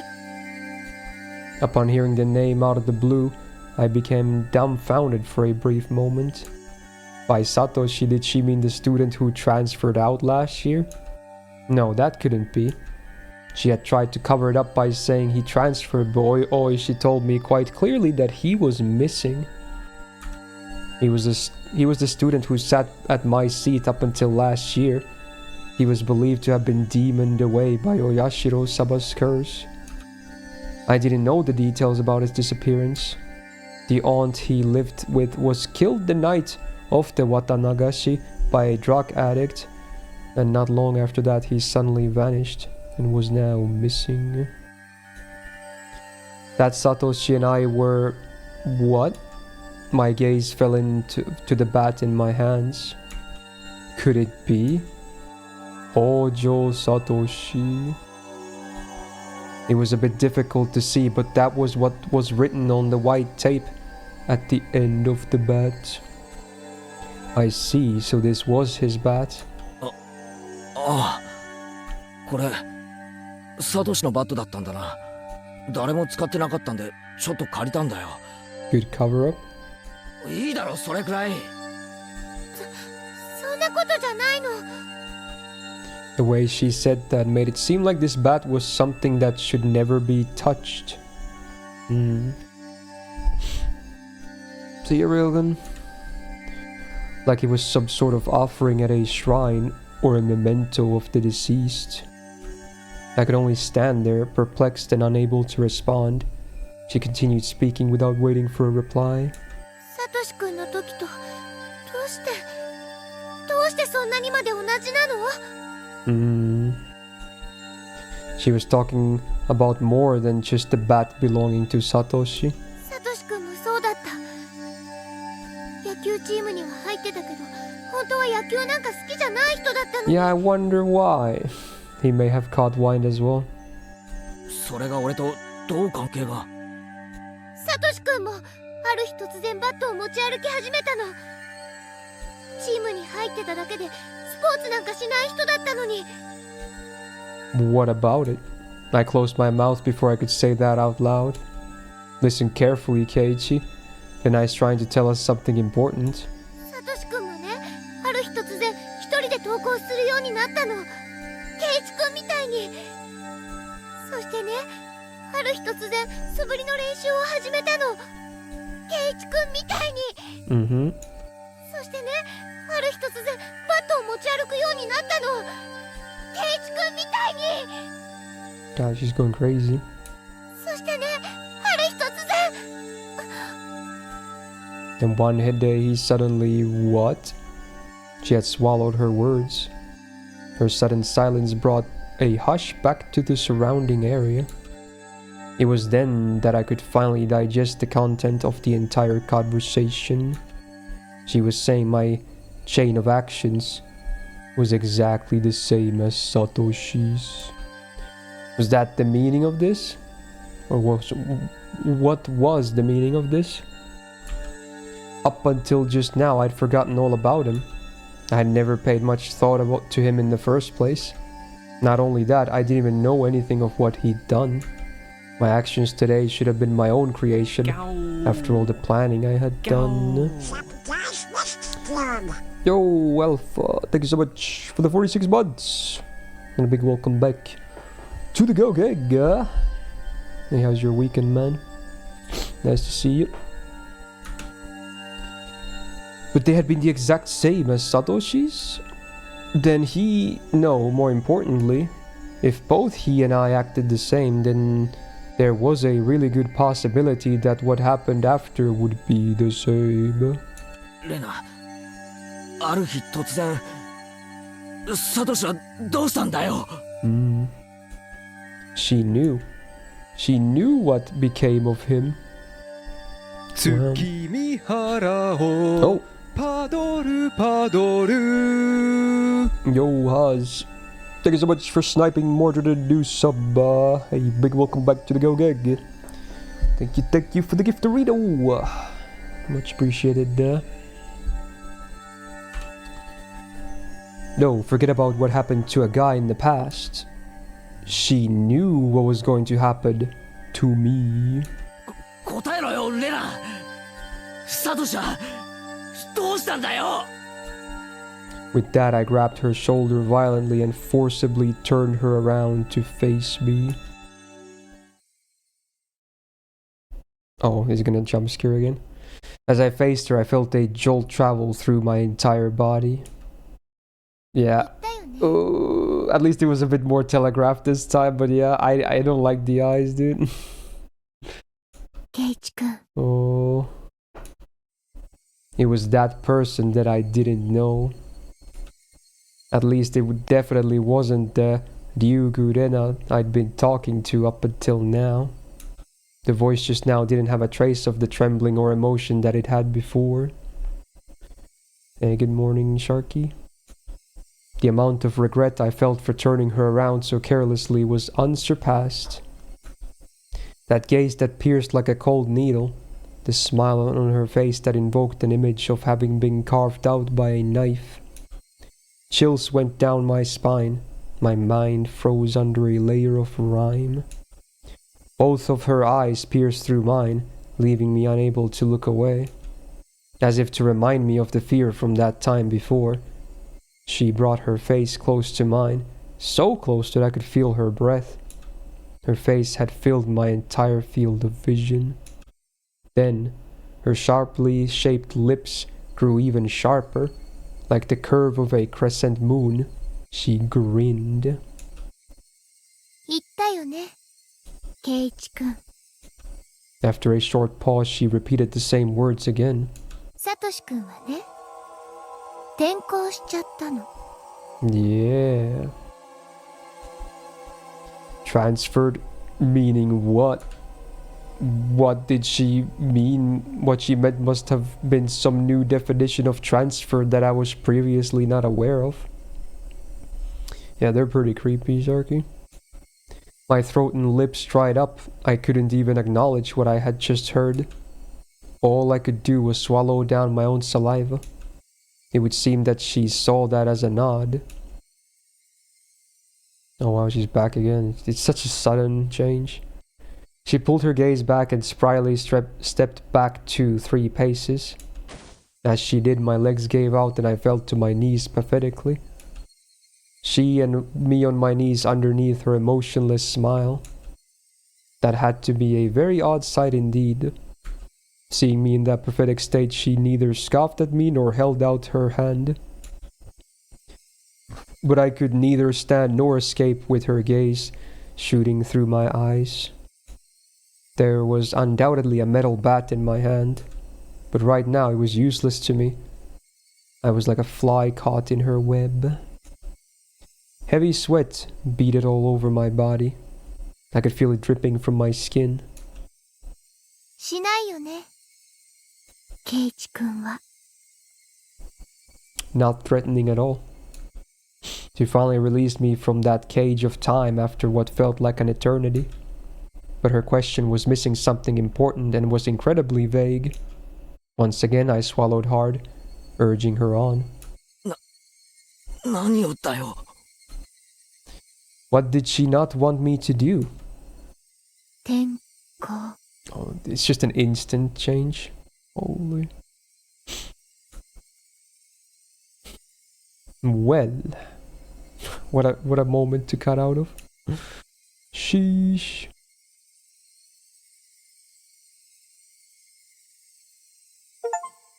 Oh. Pinch hitter. Take up another's bat. Achievement. Yay. Satoshi and I had what? All my well-planned actions throughout the day turned out to have been nothing more than a reenactment of what Satoshi had done. Had he really been in the same situation as I was now? The friends he had gotten along with had changed suddenly, and for no reason, at least none that I had noticed, planned to kill him? Ooh. Then, fearing for his life as I am, he got a bat to swing, protect himself, and carried it around every day to practice his swing. And then one day, suddenly, he transferred. My blood went cold, causing a prickling sensation to course through my veins. Starting near my heart, it radiated outwards from the top of my head to the soles of my feet, chilling every part of me without recourse. What did she mean by transfer? What did she mean by transfer? Was Satoshi still at whatever he transferred to? Was he the only one who would be able to understand me? Would he be able to tell why it all ended up like this? More importantly, where did he transfer to? What did she mean by transfer? What did she mean by it? Before I knew it, I was at my front door. The frigid knob was hard to turn. Was nobody home? It wasn't that odd of an occurrence. I reached into my pocket and pulled out the single key attached to my fur-sealed keychain. I stepped into the entryway. Just as I was about to take off my shoes, a chill ran down my spine. Someone had entered right behind me. Like a classmate messing around, standing right up against my back. You're kidding, right? It had to be in my imagination. Logically speaking, it was impossible for someone to be able to hide their presence within my personal space all the way through the door. Assassin class servant, presence concealment high rank. There was undoubtedly someone behind me. Hey now, Keiichi. How do you know they're there even though they're behind you? Because I could hear the sound of flowing hair. There's no other reason I'd hear that sound. That was the presence. Because I could hear the sound of them blinking. Maebara Keiichi, there's no way you could hear that. My most base instincts were warning me of the presence. Common sense was telling me that it was just my imagination. It was just my imagination. There was nobody behind me. I began to erase the mental image of an eerie figure standing behind me. But at the same time, I asked myself, if there was nobody, then what was I feeling? An uncomfortable sensation crawled up my spine. Actually, wouldn't it be better if there was somebody there? If there was somebody there when you turned around, would you be able to accept that? I'd be able to answer all those questions just by looking behind me. But I didn't have enough courage to even do that simple task. Hey Fate, how you doing? Alright, I could try speaking to them. The person behind me might answer me. It was a random thought. I didn't care how I went about it, just so long as I didn't have to turn around. If I had calmed down and thought about it, I would have known that that wouldn't have solved anything. どなたですか? I spoke in such a hoarse, broken voice that I couldn't believe it was my own. I could almost feel them contemplating their response. I felt it. There's no way I should be able to do that. Calm down, Keiichi. It's all in your head.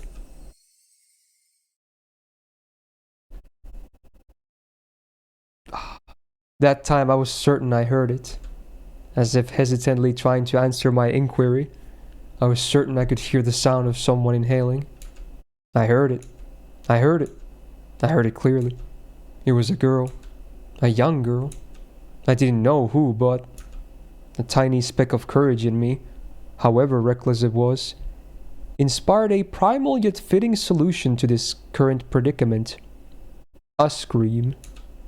All the force in my body released from my lungs, through my throat, seizing all thought processes in my head. Suppressing all my thoughts and emotions, I began to collapse like a house of cards, somehow managing to twist my body and look back as I did so. It was definitely there. Right there. Somebody was there. Until the moment I turned around, until I brought the area behind me into my field of vision, they were definitely there.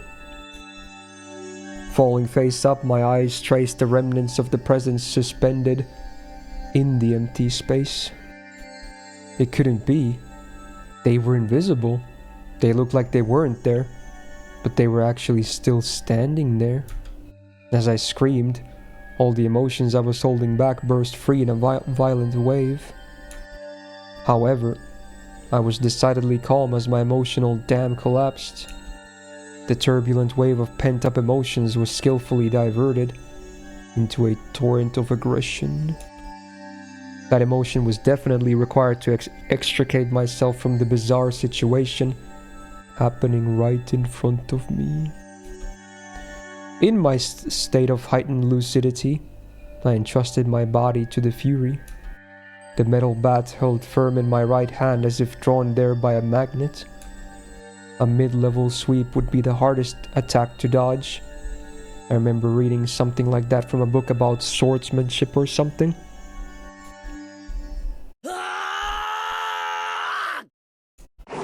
I brandished my will to fight. The afterimage of that amalgamation of metal flashed as it swung from left to right, beating against the entryway. The bat slammed right into the right wall, the tip rebounding violently.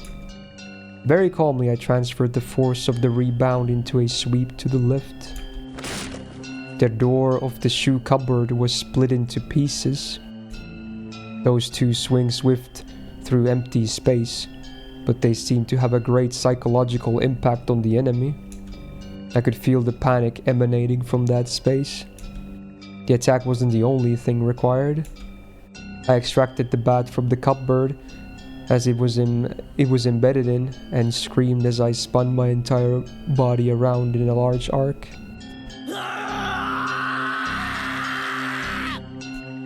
My scream shook the air, imbuing my ferocious swing with even more destructive power.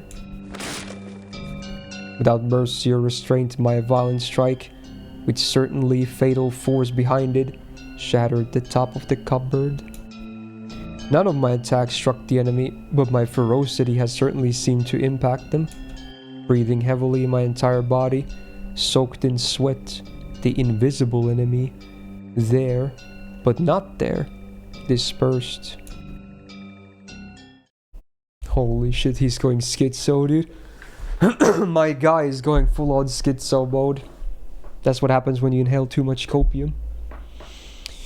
When I was certain the enemy had retreated, I locked the front door and latched the chain. No way had it only feigned retreat and was now inside my house. Once again, I channeled my aggression and searched the house for the presence, but it was gone. I succeeded in fending it off. At that moment, the tension drained from my body, and I let out a deep sigh of relief. All of the emotions I'd been holding back chaotically merged together and began to flood out. A hodgepodge of fear, accomplishment, and disbelief all mixed together and began to flow through my body. Unable to deal with each individual feeling, I beat them all back with the strongest. Exhaustion. Even in this moment, I remained composed. After checking that all the doors throughout the house were locked, I went up to my room on the second floor and closed the curtains. I straightened my back and tilted my head back a little. After clearing my mind of all my idle thoughts, I managed to calm down even more. What was that at the front door? There was definitely something there. Thinking about it, maybe it was just an apparition I dreamt up in my confused state, but I really didn't think that was the case. Calm down, Mayabara Keiichi. Compose yourself. But no matter how calmly I thought about it, what just happened wasn't a figment of my imagination. It was obviously a supernatural phenomenon, and without a doubt, something was behind me. It wasn't some sort of illusion I saw amidst my confusion and disorientation. Proof? I had just one piece. The one piece is real. When I asked who is it, they inhaled as if they were about to answer. That sound had clearly reached my ears. The situation I was in right now was still unclear. Either I'd been possessed by the supernatural phenomenon known as the curse, or this was a ruse by the villagers who believed in it and were imitating it. Either way, their motives were unclear. The roundabout way it had been done was also still a mystery. If it was perpetrated by humans, that would mean admitting that it was Rena and the rest of them doing it, but it would be solvable. Oishi and the rest of the police would surely arrest my enemy. But if it was a manifestation of the curse, I wondered what would happen. Oishi very clearly declared that curses didn't exist. At that time, those words were pretty dependable, but as things were now, with the rising possibility that the perps were not human, he suddenly seemed quite unreliable. If I told him this was the work of the curse, what would happen? I couldn't imagine his reaction, but it would go without question that a void would expand rapidly between myself and him. With me having so few allies to begin with and not being able to confidently declare whether or not this was a curse, there was no merit to doing that. I'd better keep the facts of what just happened at the doorway to myself. It would be better if I didn't add what happened to the memo behind the clock. There was still the ever so slight possibility that I was actually confused when I thought I was composed, and I was just going berserk in the entryway. He's thinking there's a possibility that he's just going insane. That's interesting. How wonderful would that be if that really was what happened? I would be able to refute the curse, but if I denied the curse, then that would mean admitting that Rena and the rest were the perps. If I said that Rena and the rest weren't the perps, then that would mean believing in the curse. But by denying both of those, I would be admitting that I myself was losing it. The three options from which I couldn't choose became a trilemma of sorts. They mixed together and formed a whirlpool in my mind, making my head spin. Once again, I straightened myself and leaned my head back slightly to cool myself down. Calm down, Keiichi. Accept what has actually happened as reality. Stop thinking of anything more than that. But I couldn't help but think it. How wonderful it would be if it turned out I was delirious and everything up until now was a figment of my imagination.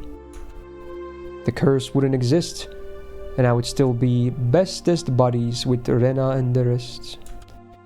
I would have to be crazy. That was the first time in my life I'd ever wished for such a thing. God damn, dude. Poor guy. Oh. Someone's on the phone. The phone rang noisily downstairs. Generally there were no calls for me, so I never really answered the phone much. But since my parents weren't here, I had no choice. I squirmed off the bed and went downstairs. もしもし、前原です。 Who it is? Sir, this is a Wendy's? ケイチ、お母さんだけど。I intuitively had a bad feeling about this. It was because I thought she was gonna ask me to go out and buy some things. So I took the initiative. 何？別に俺、夕食はインスタントでもいいよ。まだいっぱいあったでしょ。The other day we went out as a family and brought a whole case of cup noodles. I wanted to get a bunch of different kinds actually, but they refused since the individual packs were expensive. So instead I got a whole cast of the mega-sized pork bone and ginger flavored ones I liked.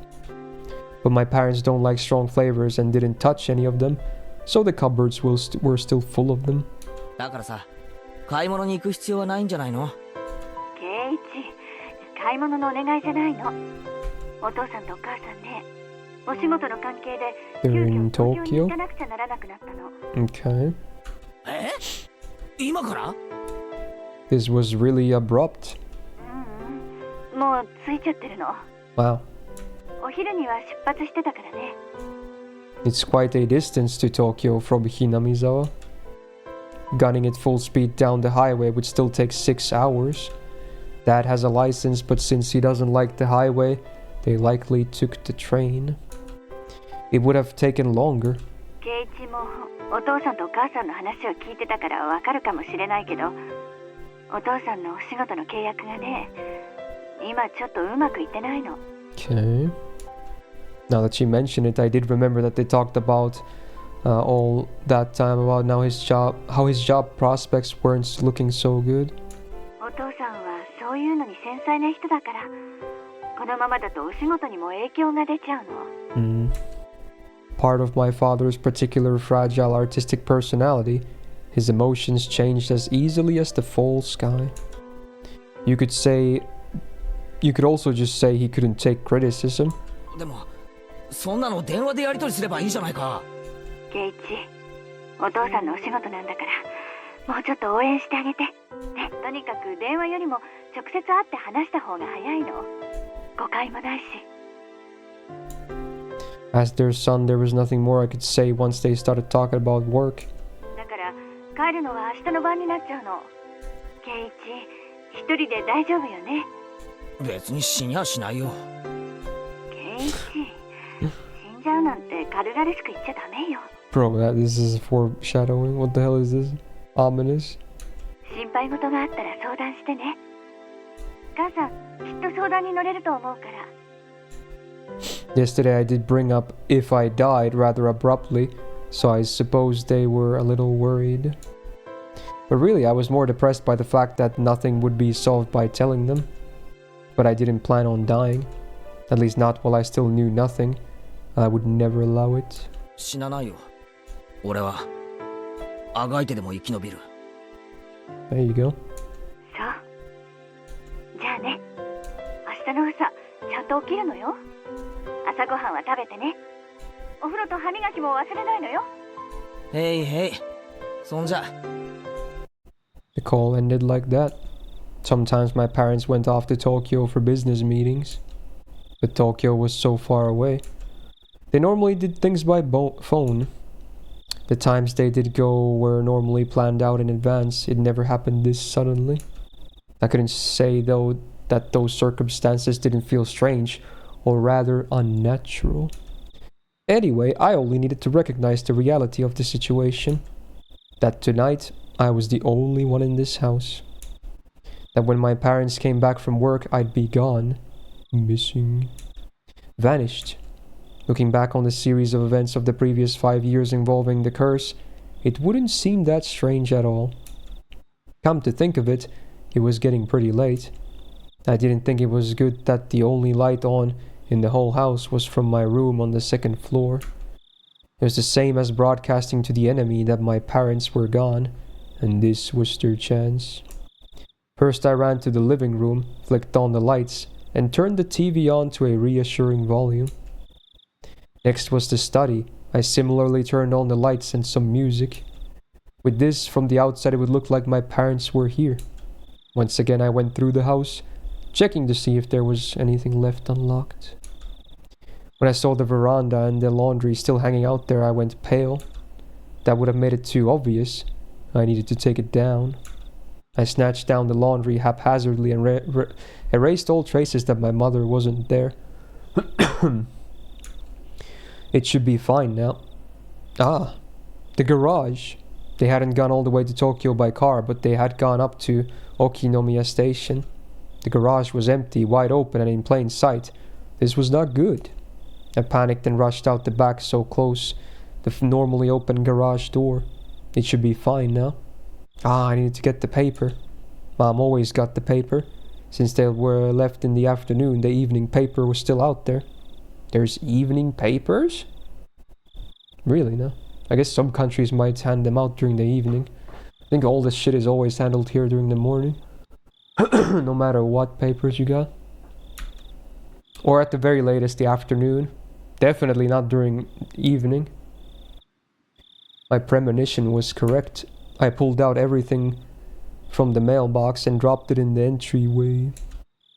With this, for sure this time, it should be fine. Come to think of it, leaving the cupboard busted like that from my little freakout was kinda bad. I'll just say I tripped and fell, and the bat I was holding smashed into it. Even so, just leaving it in its current state wasn't good. I should clean up a little before Mom got back and scolded me. I remembered there was a broom and a dustpan in the closet. As I was going to get them, the phone rang once again. もしもし、前原です。あら、圭一くん Oh, it's the lady from earlier. お母様はいらっしゃいますかしら今ちょっといないんですけど。You idiot, Mayabara Keiichi. Don't reveal that your parents are gone. You can follow up still. Calm down and take care of it. すぐに戻ると思います。That wasn't a good response either. Now they might say they'll call again, or to tell her to call them when she comes back. なら結構です。大した話でもありませんから。では失礼します。Damn, that felt like such like a check. What the fuck, dude? The scenario I feared didn't play out, eliciting a sigh of relief. The call was fortunate in more ways than one. I'd have to deal with any telephone calls from coming in from my parents tonight. I was somehow able to deal with the phone call just now, but I couldn't continue to rely on such poor improv. I need to make up a good story to explain that my parents were home but couldn't answer the phone at the moment. They were making tempura and couldn't step away right now. That wasn't good enough. They were sick and went to bed because they weren't feeling well. Was that gonna be safe enough? As I was thinking about it on the way back to my room and the phone rang once again. It was like they were calling because they knew I was gonna lie. I didn't want to pick up, but I knew I had to. They'd suspect my parents weren't here. I should have just taken the phone off the hook under the pretense that I didn't realize that it was. But since the phone rang, I had to pick it up. I prepared myself and lifted up the receiver. もしもし。 I stopped announcing that this was the Maebara residence. I had no reason to be kind to someone I didn't know the identity of. But unlike my uncouth voice, the person on the other side sounded goofy and light-hearted. Oh, is she a boy? Okay.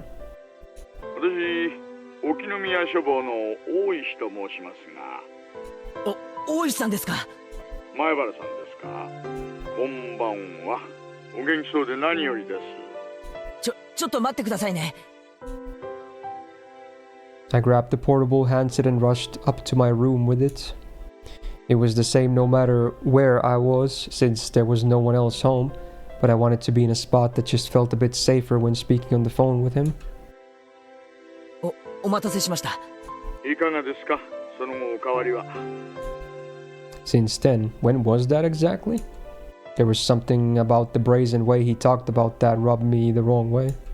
The last time I spoke with him was 2 days ago. The day I stayed home from school, I met him on the way back from the hospital, and we headed into town for lunch and had a talk. Then after that, Rena and Mio came up to check on me.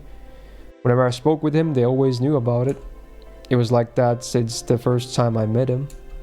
Today's phone call may well be found out by them as well. もしもし、聞こえてますか、前原さん。すみません。なんて言いました？その後、何か変わったことはありませんかとお尋ねしたんです。お返事がないんで焦りましたよ。特には。The word stopped in my throat. There was a ton of stuff that happened, all of it baffling. What should I talk about? I didn't understand any of it, but I should try asking. If I didn't ask now, I may never have another chance. This night when my parents weren't home, I had no guarantees I would make it through the night safely after all. その大石さん、やっぱり俺命を狙われているみたいです。本当ですか？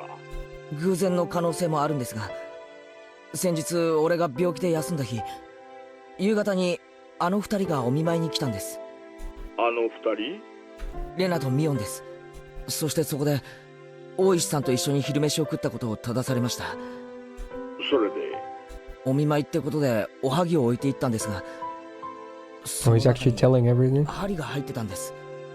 偶然飲み込まずに済みましたが、これってやっぱり脅迫でしょうか？その針は？よく見かけるような普通の裁縫針のようでした。糸を通す穴が開いていて。違いますよ、前原さん。針です。証拠になります。Mm. 脅迫だと立証できるかもしれません。True. その針はありますか？ That's right. That's it.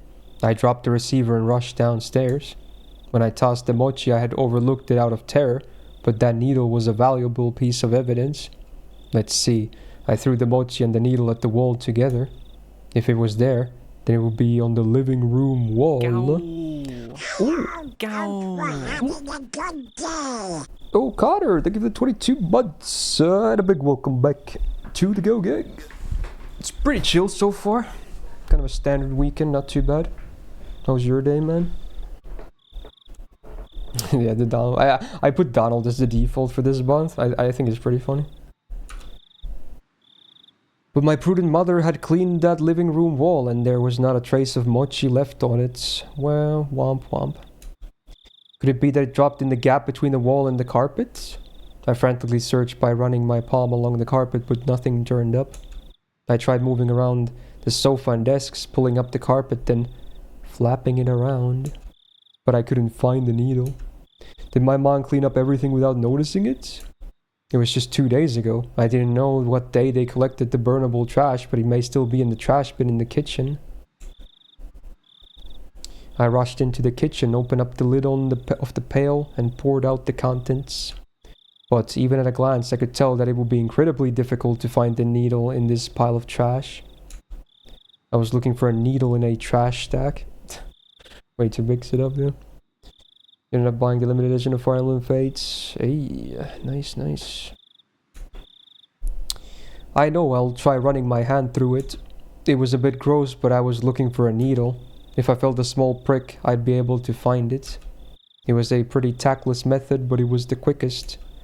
I held my breath and started striking the pile of trash with my hand. Filth flew about. There was nothing more disgusting than this, but it was not the time to be concerned about such details. I continued on for a while, but nothing turned up. I wanted to search more thoroughly, but I was still on the phone. I shouldn't keep Oishi waiting for too long. Later, when Mom got back, I'd have to ask her if there was a needle. I hastily began scribbling on the notepad affixed onto the refrigerator with a magnet. We're 5 months nearer to the Star Rail and Fate collab. Yeah, true. Big true. Was there a needle? I scrawled the words with a red pen. I then dashed back up the stairs where I had been keeping Oishi waiting for far too long. もしもし、どうでしたか？見つかりません。Damn. あの時はつい気が動転していて。そうですか。見つかればでいいんです。保管しておいてくださいね。That's right, the needle wasn't the only incident. I had to tell him about this morning with the hit and run. あと大石さん、それだけじゃないんです。実は今朝。That van was definitely aiming for me. I could say that without question due to the circumstances at the time. その車のナンバープレートは見ましたか？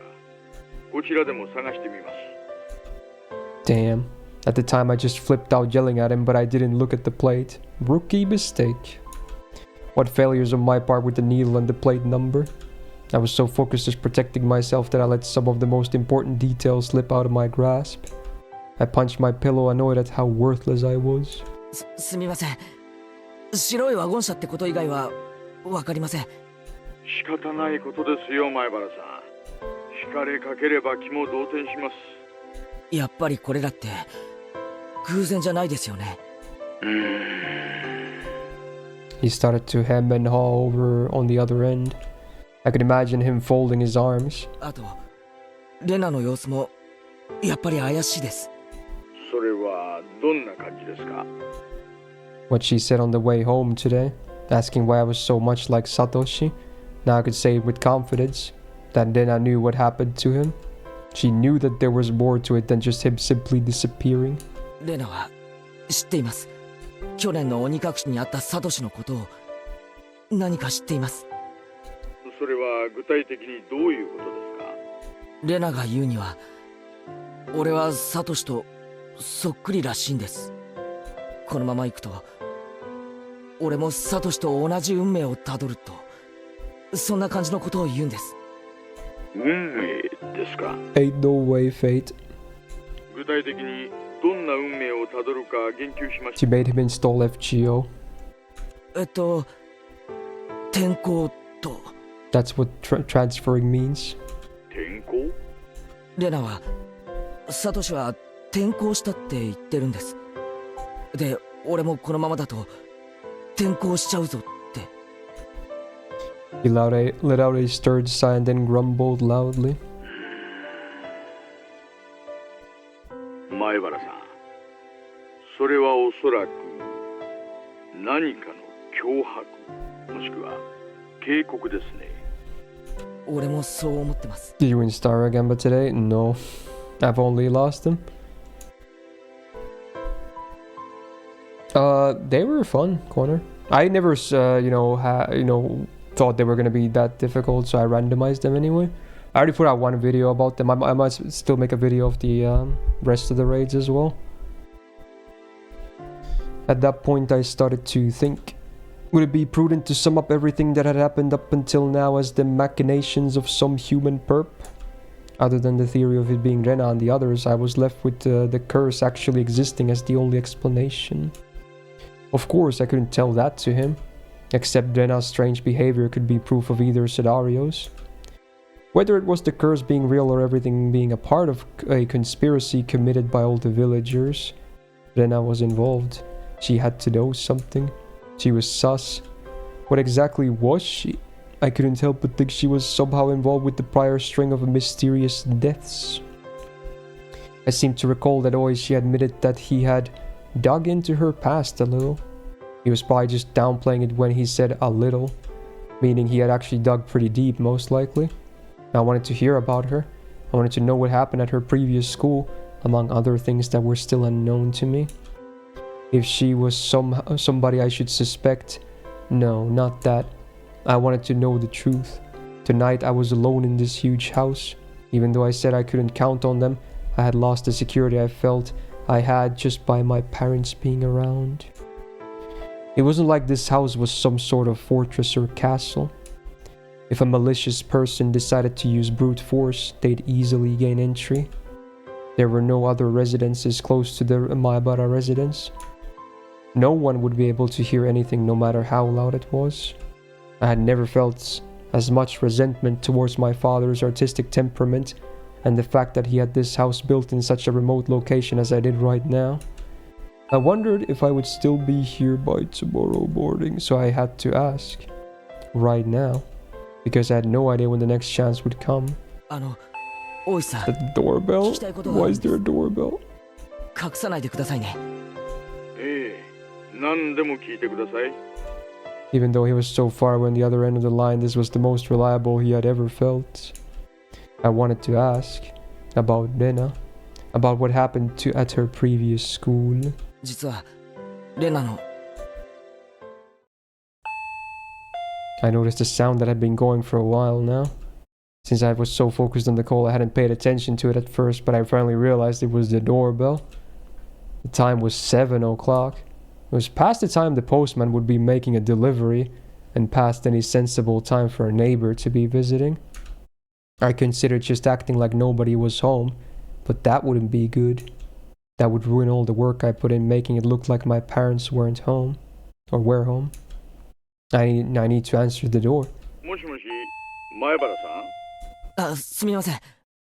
誰か来たみたいですので、ちょっと玄関に行ってきます。お客さんですか。すみません、すみません。今夜のお電話はこれくらいにしましょうか。That would be a problem. いえ、すぐ戻りますから。電話はこのままでいいですか？はいはい、構いませんよ。I dropped the handset on my bed and dashed down the door. I needed to make up a good excuse to get them to leave. I had a hunch it was the lady who called right before he did, in which case it would be one of the neighbors who's friends with my mom. I'll just say mom isn't feeling well and went to bed early. That would be the easiest option.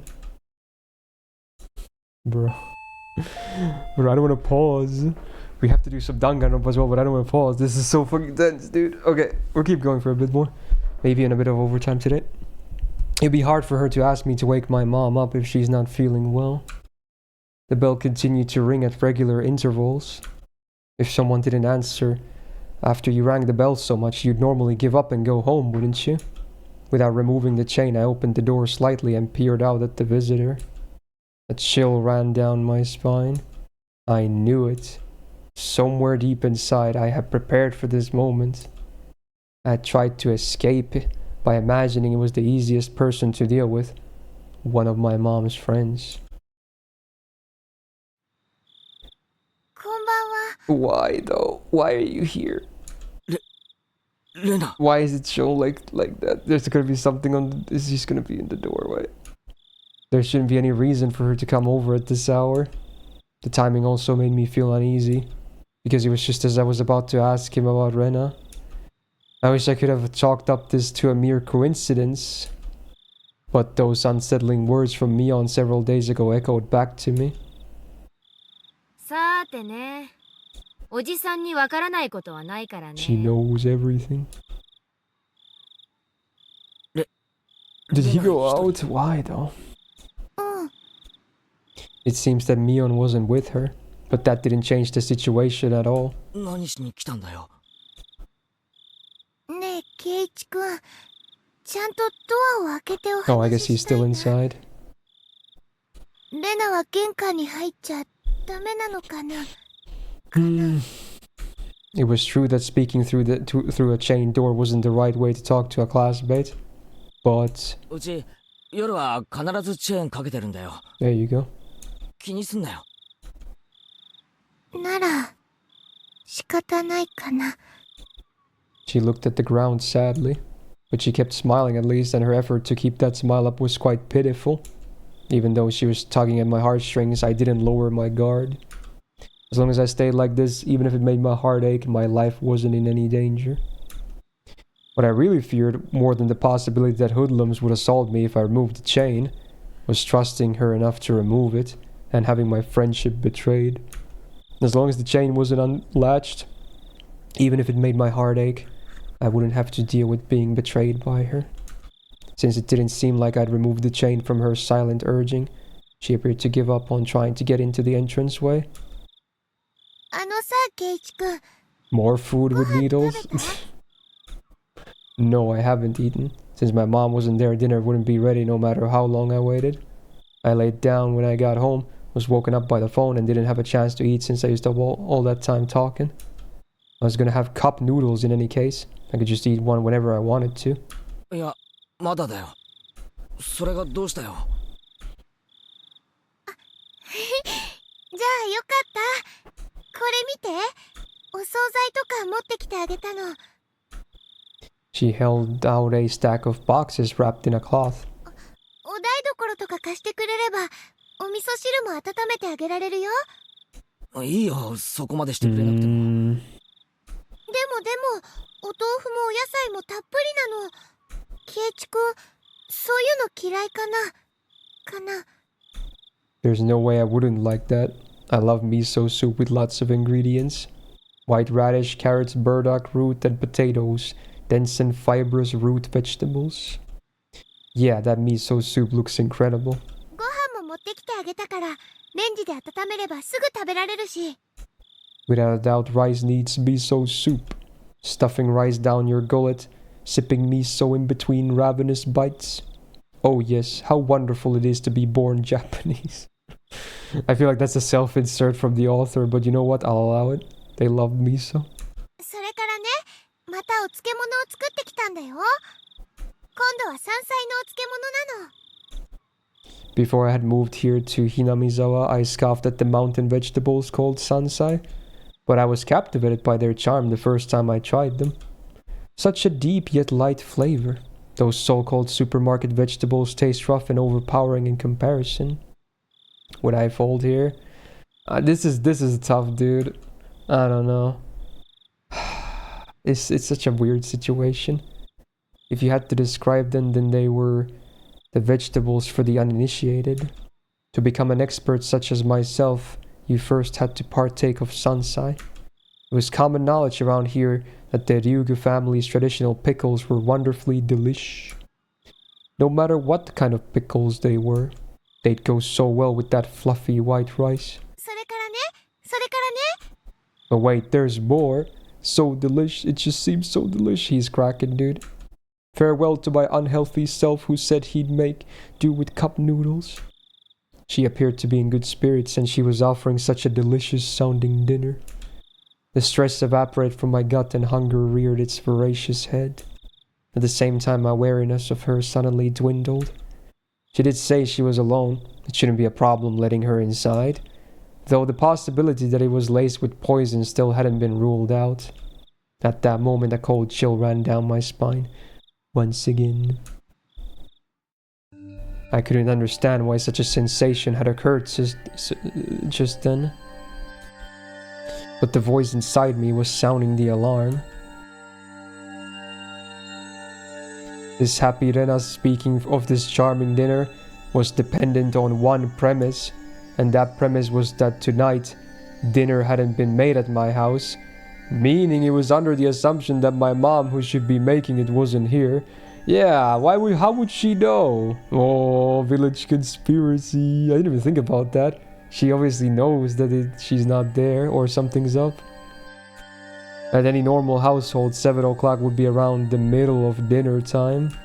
If my mom were here, we'd be eating dinner around this time as well. The fact that she brought over all the makings of a meal at me this time was inherently strange. Unless she knew. Then, did she know that my parents weren't home? But there was also the chance that this was a bluff. I had turned on the lights and a bunch of other stuff to make it seem like my parents were here. There was a chance that she was unsure if my parents were home. But I had to wonder. The laundry, the garage, the evening paper. There were plenty of signs of them being hastily tidied up. It was hard to say that she didn't have a chance to determine if my parents were here or not. But there was no reason for me to confess that right now. I should try holding on to that fact as long as I could. First of all, the chain was still latched. As long as I didn't take it off, she wouldn't be able to do anything to me. Bro, spooky. ありがたいんだけどさ、もう少しで夕飯ができるみたいなんだよ。そうなの？そうなの？せっかくで申し訳ないんだけどさ、Unable to think of a good way to refuse, my words trailed off weakly. でも、ちょっとはおかずになると思うな。悪いけど、間に合ってるよ。うちのお袋ってさ、結構おかずをいっぱい作るんだよ。だから。おかず、あるの？ Totally. With a smile that bordered on a cringe, I dodged her questions apologetically. But the feeling I tried to ignore began creeping up my back again. I spoke as if my mom was setting down dinner right now, but it didn't mesh well with what she was saying. She was talking as if she was aware of some obvious fact, and that I was aware of it as well. ケイチ君もおかずとか作れるんだね。何を作ったのかな？いや、別に俺が。She had assumed out of nowhere that I had made the dishes. No, not so much that I'd made them, but rather that my mom hadn't. 本当に作ったの？おかず。圭一くんが？だから、俺が作ったんじゃないよ。おふくろが作った。あ、いや、作ってるんだよ。今。だからさ、悪いけど、レナの持ってきてくれたのは食べられないんだよ。She fell silent at that moment. At that moment, I felt that the light had suddenly disappeared from her eyes. 圭一くんのお夕飯。 The hell, bro, this is so weird, dude. なんだっていいじゃないか。ね。 The conversation might appear natural at first glance, but she was firmly in control. It felt like I was being interrogated. そのお夕飯、お湯だけで作れるんじゃない？ Sounds like cup noodles. Uh-oh. おいおい、侮るなよ。うちのおふくろのスペシャルなディナーを見くびるなってんだ。そりゃもう満館全席状態ですごいのなんの。I tried my best to put on a strong front, but I couldn't grit my teeth quite right. So instead I looked like someone who was borderline hysterical. But she showed no reaction whatsoever even to that silliness. 圭一くん、本当にお母さん、ご飯作ってってくれたの？いや、だから、くれたんじゃなくて。She's really implying she knows she's not there. もうすぐ晩飯に。She had taken that assertion of mine that my mother was home and making dinner right now and was completely ignoring it. I could tell that the more I panicked, the colder she became. ねえ、圭一くん。 At that moment, an uncomfortable chill crept in from the gap in the doorway. お母さん、お家にいるのかな？I couldn't keep up this charade anymore. Then, she knew full well that my parents weren't home, but I'd come too far to admit that now. Anyway, my parents were here and we'd be having dinner soon, so that was the situation I had concocted. So I answered. I told her she was here. いるよ。もちろん。I could feel the humidity drying out from the surrounding air. Her eyes were becoming more frigid, piercing me with their gelid glare. どうして？ There it is again. Is she mad that he's lying again? Uh-oh. I tried acting casual, but that facade was torn off me the instant I looked into her eyes. Oh, my phone's going off. That look informed me of her response faster than she could open her mouth. どうしてさっきから嘘をつくの？ That's a CG. Okay. Is there an alternate for this, or is... let's see. No. Interesting. That's cool, though. 嘘なんか。 Here's Johnny. 嘘だよね。嘘なんかじゃ。嘘だよ。 Her outburst sent a jolt surging through my body. She and I were still separated by what few inches that slightly ajar but still chained door could afford. But despite that, I was still being cornered. My house, which I'd considered a safe haven until now, had become more like a dark alleyway where no one could save me. 圭一くんのお夕飯、当てるよ。ね。 I knew now that she had already known that my parents would not be here tonight, but it was still so strange that it had come to this. Even if she somehow knew that my parents weren't home, there was no way she would be able to guess what I'd be eating tonight. But she said she'd guess. How could she guess it? How could she know it was instant? カップラーメン。当たりでしょ？ That I was going to eat? Wait, the cooking repertoire of a man who can't do housework is probably nothing but cup noodles after all. After looking at this statistically, it was the most probable answer. That didn't mean she was guessing. ラーメンだけじゃきっとお腹空くと思うな。ご飯とかも一緒の方がきっ It's と like a more 腹持ち fucked い up いと思う version, Pavel. Calm down, Keiichi. This was just coincidence. She was just reading certain tales of mine. So the fact that she was inferring what I was thinking alarmed me. But it wasn't as if she was actually reading my mind. If it was being read, then she was a demon. No, not a demon. Things like that, they couldn't possibly exist. 好きなの？ラーメンがかよ。豚骨生姜味。 Does she know exactly which kinds of noodles they are too? She indicated that the point my answer was addressing was wrong. Her rebuttal was so short that I momentarily didn't understand the words she had spoken. ごめん、レナ。今、なんて。え？何が？今さ、何が好きって聞いたんだよ。It wasn't long before I regretted how carelessly I'd pushed forward with that question. It was such a simple answer, that was why I wasn't able to comprehend it. 豚骨生姜味。 Oh, she knows the exact flavor. Oh.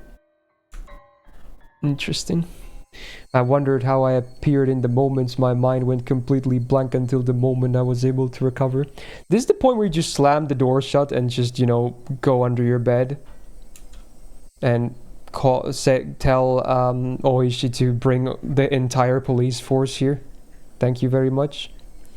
As my field of view began to distort, slowly swirling in a counterclockwise direction, I lost all sense of balance. なんでそこまでわかるんだよ。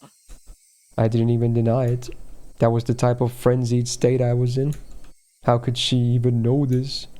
Not even caring as I mashed my head against the door, I fixated my gaze on her. But she didn't even flinch when she saw me do that. 確かに勝った。まとめて勝った。俺が箱買いした。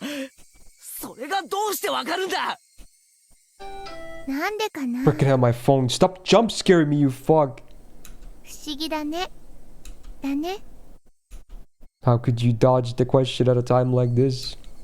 The chain at the door was suddenly were no longer protecting me. どうしてわかる？なぜ知ってる？答えろ！買ったのはセブンスマート。 Oh my god.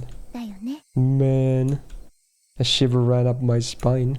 I tried covering it up with an angry facade. だからなんでわかるんだよ。ケイチ君の後ろずっとくっついてたから。 Okay. 何を言ってんだよ。 I couldn't understand why she was saying she'd been following me all this time. だからレナがケイチ君の後ろにずっとくっついてたの。Okay. Like last night. That night I was absorbed in my phone conversation with Oishi. I didn't even sense her being there, standing behind the door. Behind me, standing there, just like that. ケイチ君がいろんなラーメン選んでるとこ後ろからずっと見てたの。いろんな種類を選んでたんだよね。それでお母さんに怒られたの。高いラーメンばっかり選ぶから一種類にしなさい。 Yeah, that's what happened, yeah. それでケイチ君大好きな大きいカップの豚骨生姜味を選んだんだよね。レナも好きだよ、豚骨ラーメン。でも大きいカップは全部食べきれないけどね。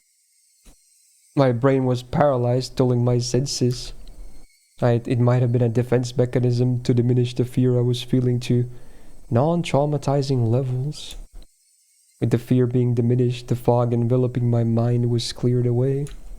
Then I could understand what she was saying and started to put meaning behind her words. Even so, my fear hadn't subsided completely. It was like I was standing at the edge of a cliff, eyes closed so I didn't have to look down. It didn't actually solve any of the basic problems. I slowly took a step backwards. As I withdrew, she advanced.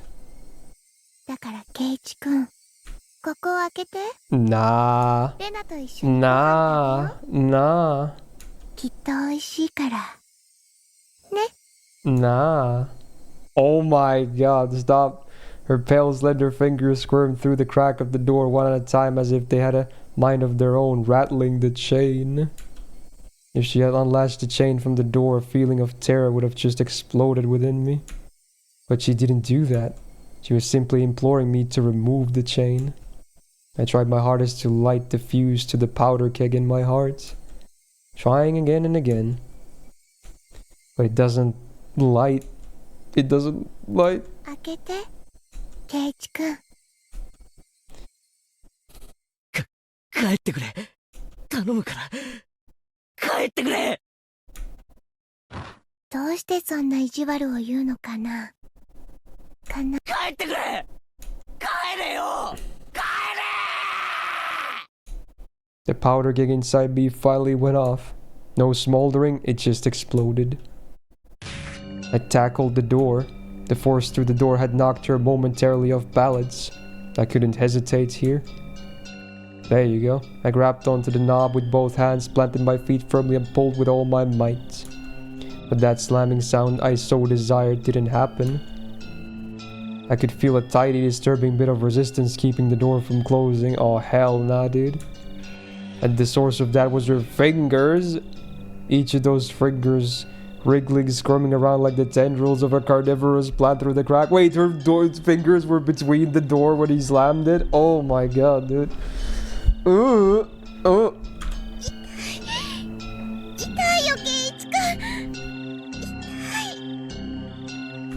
It wasn't a harsh shriek, but more of a yelp she was trying to keep back.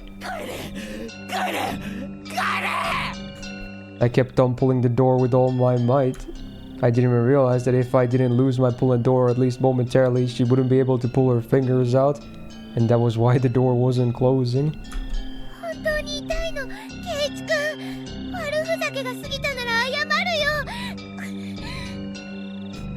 I didn't care one bit for her apology.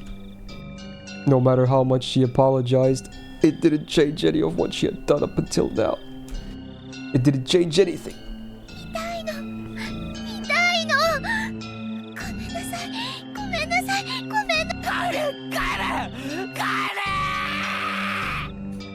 She couldn't leave even if she wanted to because I trapped her fingers. Her white fingers had become deep red and were no longer even squirming.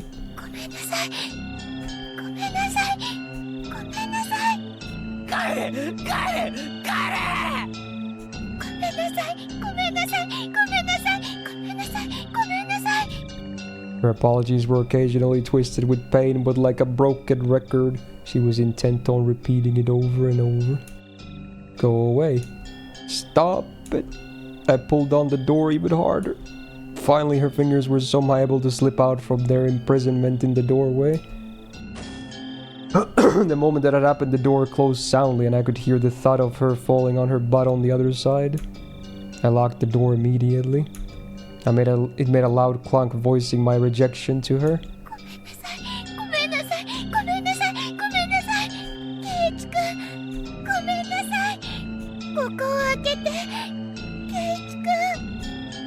She leaned against the door, apologizing profusely and nothing else. After confirming that I was sufficiently sealed out from her, I trudged away from the entryway. On the other side, I could still hear her echoing her apology. I'm sorry, those pitiful words, but they would be forever seeking my forgiveness. I didn't feel bad about this at all, but that wasn't out of any sort of malice. I just felt a sort of hazy sense of relief that I was able to escape from her. Before, Mion had threatened me at this doorway, saying there was nothing she didn't know. And just now, the same place, Rena told me the same thing. My feeble attempts to disguise the fact that my parents weren't home had served no purpose from the start. I should have just pretended to be out and not even opened the door. My meager plans hadn't helped at all. In Hinamizawa, it was impossible to outwit them. Even though I was on the other side of the door, I wanted to get as far away from her as possible. 1 step, 2 steps, with each one her sniveling apologies became more distant. I sprinted up the stairs and dove into my room. As you would expect, I was finally no longer able to hear her repeating her endless apology. Diving into my bed, I was startled by the hard lump I felt. There was something in my bed? Nah, it's the phone. Yeah, okay. Okay. Shit, dude. Fuck, I feel like we have to pause even if it's like in the middle of shit, because we also gotta have to do Danganronpa. I assume it's not even that far from like a chapter ending or whatever, but man, holy shit, dude. Holy shit. Holy shit. Okay. God damn, dude. It's a lot of shit happening.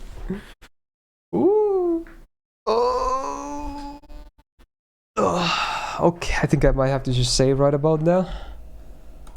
Holy dude. Okay. Alright, next time we'll find out. I mean, it's a nice place to continue from as well, I guess. It's so spooky. Ay, dude. Alright, right. Alright, next up, we're gonna do some DR2. Yay! Yo, JC! Wow, that was intense. It was, yeah. Thank you for the 5 months, my dude. And welcome back to the Go Gang. Are there any mods in the chat? Can someone change categories? Just checking. Alright, gonna boot up the game meanwhile. Also, this will probably be loud when I boot it up at first, because again, it only loads the sound settings when you load your save for some reason. So, just so you know, this might be semi-loud. Do we have any mods in chat? Damn, it's modless today, maybe. Well, I do see Daryl and Coin, but I'm not sure if they're AFK or not. Might have to change the category myself. Alright, let's see.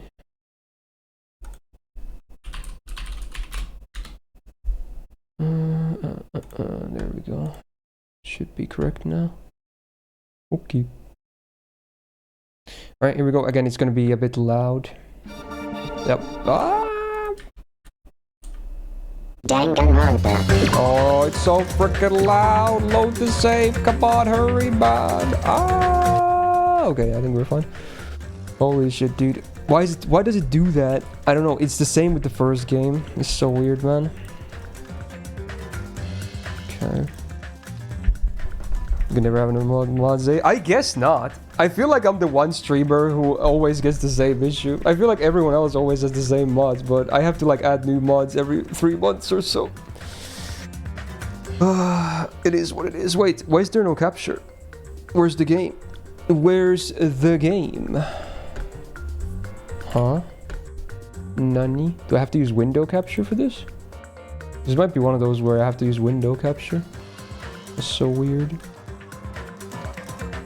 Clone yourself? Oh yeah, I wish I could. I guess I'll use window capture then. Oh, it's fucked.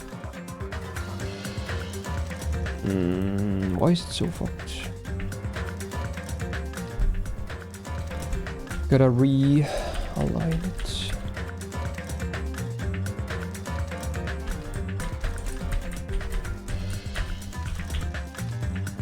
There we go. That should be it. Okay, good. I think I'm gonna use this overlay for this game too, because, you know, it's not as VN. I mean, it's pretty VN-y, but it's not like full-on VN like, you know, Higurashi, for instance, but, you know, at least now you will be able to see everything. Also, I noticed this when I tried to load my save earlier after installing the game. What the hell is this? Magical Miracle Girl Monomi? Is this like a mini game or something you can play? Experience the battles between Monomi and the Mono Beast that occurred behind the scenes. Is this like vital? Should I do this stuff? Like, what is this? Does this have any relevance to the story, or is it just like a fun mini game for gameplay's sake? Like, is there a reason to do this for story's sake? Excuse me. Not really vital, just for fun. I feel like we're not gonna check it right now then, maybe at some other point, because we don't even have the most time today anyway. So I feel like we're just gonna jump right back into story, especially because, again, reminder, also cheers. We're now resuming at the end of chapter 1, I believe, after the first trial. As soon as it gave me a chance to save, I think I did, and I didn't do anything after that, so we should be seeing what happens next. Okay. Oh, was there like that in the first game as well, Eroge? I don't think I did. Also, there's apparently going to be 2 new things as well. Continue. Chapter 1 end. 僕らは昔からそういう風に教わってきたはずだよ。Ooh. It do be what's his face? The guy we thought was gonna be the bad guy, who's like one of the most mysterious guys. Nagito? That's his name, right? 直接的に言葉で言われなくたって僕らを取り巻く世界を見ればわかるよね。Nagito, yeah. テレビやネットや新聞から垂れ流される希望あふれるメッセージがそう言ってるんだ。 Hopeful messages.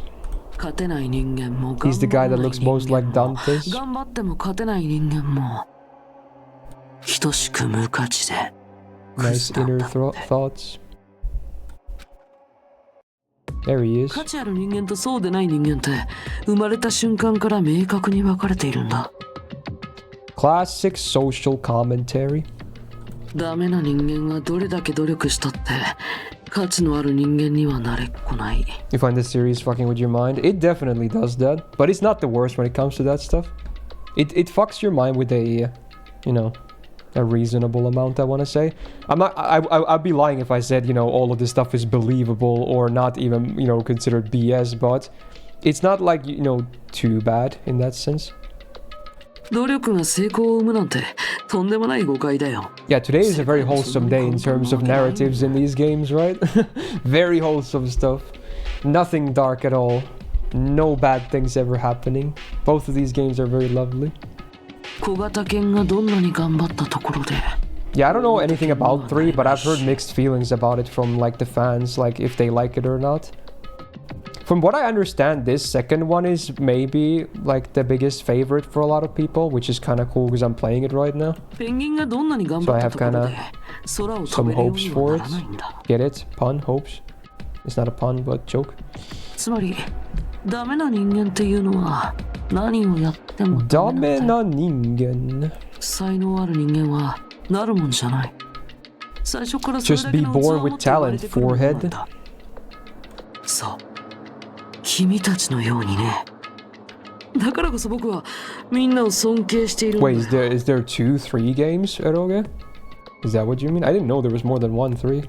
ああ、言っとくけど、これは憧れなんかとは違うからね。憧れって自分がそうなりたいと願う気持ちでしょ？僕のはそんなずうずうしい気持ちとは違うんだ。Yeah, if it's spoilers, then obviously don't answer that. 僕のはなんていうか、もっと純粋で無償の愛みたいなもんなんだよ。だからさ、信用してほ And し this is いん some だ。 ASMR, bro.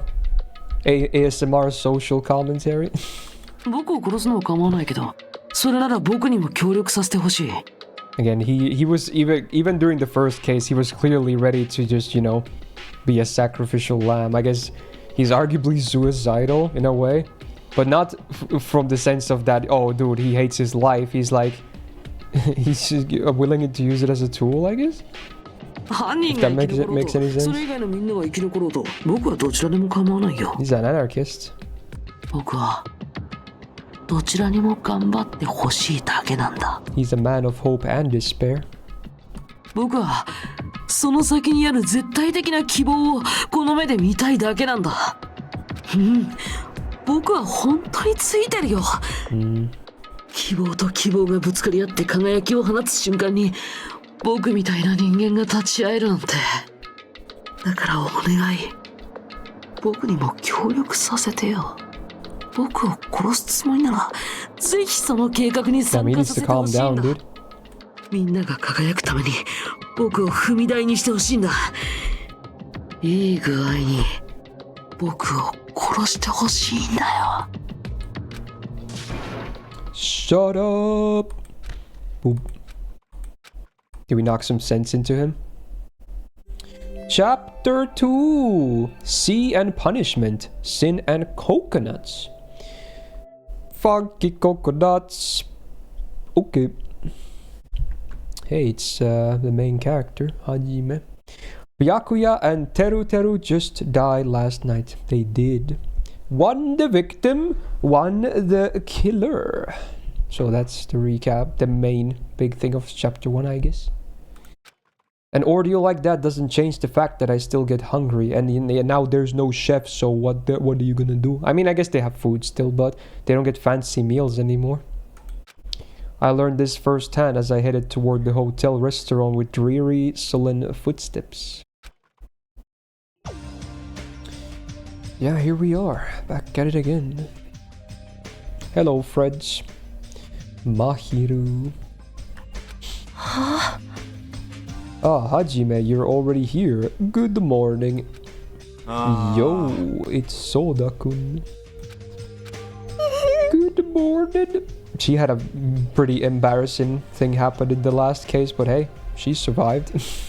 At least physically, maybe mentally a bit shooked. Byakuya let him just go. He did! I'm surprised. It's really the people you never expected to happen to, right? Damn, dude. Just as I thought, the atmosphere in the restaurant is pretty gloomy. But after what happened yesterday, that's to be expected. Yeah, there's a reminder as well. Byakuya, who appointed himself our leader, was killed, and the person who killed him was our friend. And that friend was also killed in front of us. Oh yeah, he got literally cooked. After experiencing something like that, it's impossible not to feel sad. Huh? You guys don't look so good. Your faces all look like you just attended 2 funerals in a row. They also alternate between English and Japanese voice like this. I think we just do Japanese every time on Danganronpa. This is a bit different. I guess some people don't feel so sad. That's like what happened. Byakuya and Teru got killed. I'm not talking to you, you ugly bitch. Dan, she really is not a nice person. Why are you always so mean to me? She's mean to everyone, but yeah, true, still a good point. Still, I understand about Mr. Ham Hands, but is there even a reason for us to be sad about Teru's death? What the heck do you mean? Well, he was a crazy guy who killed someone. He totally deserved to die. I understand how you feel, but you're going too far. Yo, Peko is one of the nicer girls. I kinda like Peko. Huh? Is it all right to defend the killer? Are you trying to justify murder? Yeah. No, that was not my intention, but... Then you gotta hate him more than ever. You gotta hate him from the bottom of your heart. He's a stupid piece of trash, bastard who committed the lowest crime possible. He deserved to get killed. In fact, I'm rather relieved he was executed. If I could have, I would have totally spat on him too. Wow, thanks for the added comment. Akane, ooh. She was eating a lot. Hey, what gives? Does a pea brain like you have something to complain about? Well, it's not about that, but something smells, don't you think? Again, and there's Sonia, my queen. Don't tell me it better not be another dead body. That would be funny if there was immediately a body at the start of next chapter. Honestly, I would not be surprised, but that would be really funny as well. Like, as soon as the chapter starts, like, do you smell that? It's a dead body! It's like immediately, no chance to set up anything, no conversations, no nothing. It's just like, hey, here you go, figure this shit out too. Nah, it's not the smell of blood this time. It just smells really bad. Yes, people should probably shower more or something. Smells bad. It's kind of like how a bar or nightclub smells after closing time, you see? Yeah. I don't know how those smell. You must have had a pretty rough life. Now that you mention it, I do smell something. It's like a sewer or rotting garbage. Uh-oh. I know what it is. Nekumaru's breath probably stinks. Duh, you got me there. He's like immediately doing the card. Okay, dude, okay.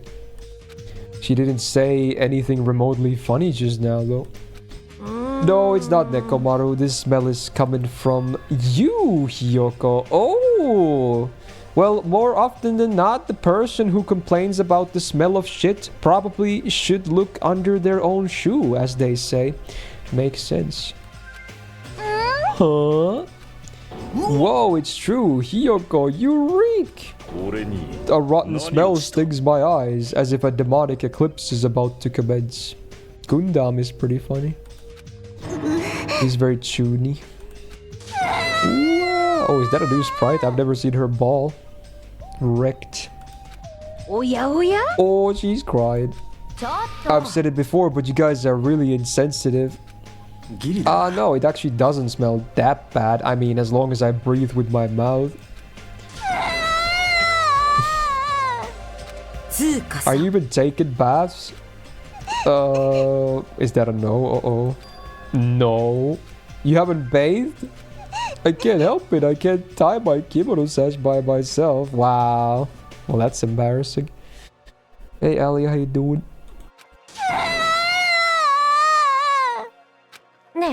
Hey, Hiyoko, you don't have to cry so much. I'll tie your sash for you, okay?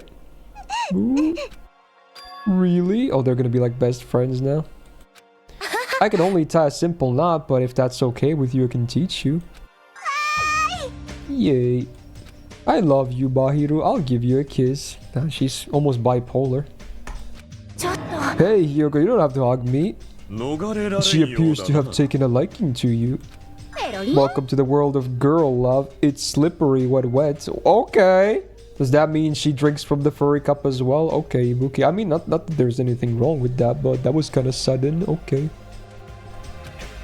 The air is suddenly not so tense anymore. Well, I guess it's better than being down forever. Oh my god, that voice. I'm out of here, dude. Oh my god, did you hear that? That was so bad. Bro, I said down. It was like, no. More like up. How's the gameplay going? We just got started with Danganronpa not too long ago because I was kind of doing a bit of overtime with Higurashi. It was such a tense scene, I couldn't just stop reading. I still kind of had to stop in the middle of a thing, but yeah, it was finally starting to cool down, and then we switched games. But this game definitely can get very tense too, so it's an interesting day, I suppose. If I was all by myself, I probably wouldn't have been able to put my feelings aside and move on like this. I guess I have these guys to thank. Best friendos forever. Anyway, what happened to Fuyuhiko and Nagito? It seems they're both not here. Yeah, Fuyu is he's the Yakuza guy, yeah? This short guy. I assume he's short, at least he looks short. Now that you mention it, you're right. I saw Fuyuhiko earlier near the hotel. I invited him to breakfast, but he declined. Wow, shocking. Well, that's just him being him, but... Who cares about Nagito? Rude.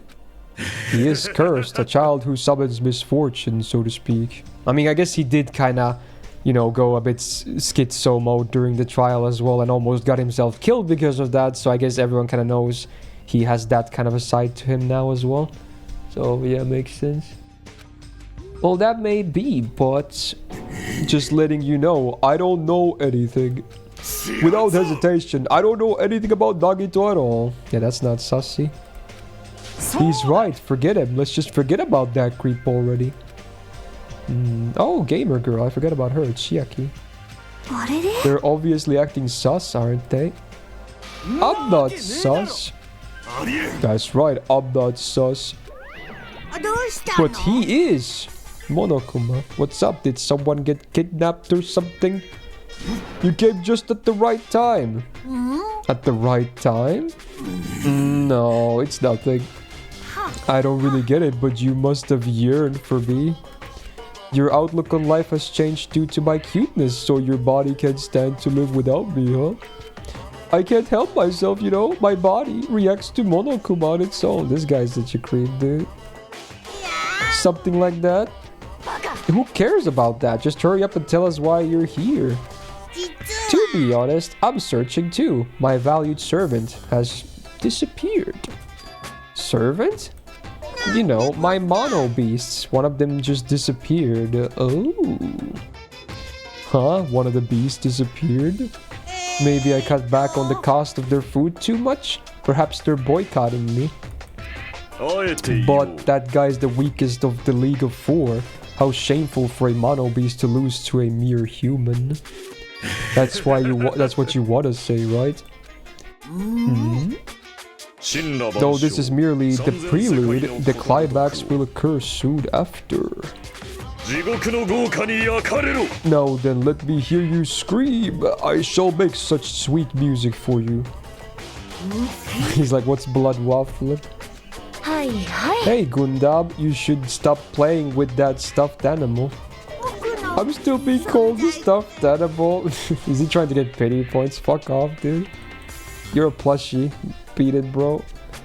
Oh well, it looks like you guys don't know anything about my mono beast either. Then it's a waste of time for me to worry about it. I don't want to go bald from worrying too much. Or go bald from being mad, also known as mauled. careful. Also, you are bald. What the fuck are you talking about? You don't have hair. A wise catbot once said our eyes are on the front so we can keep moving forward. As he said those familiar sounding words to us once again, he disappeared.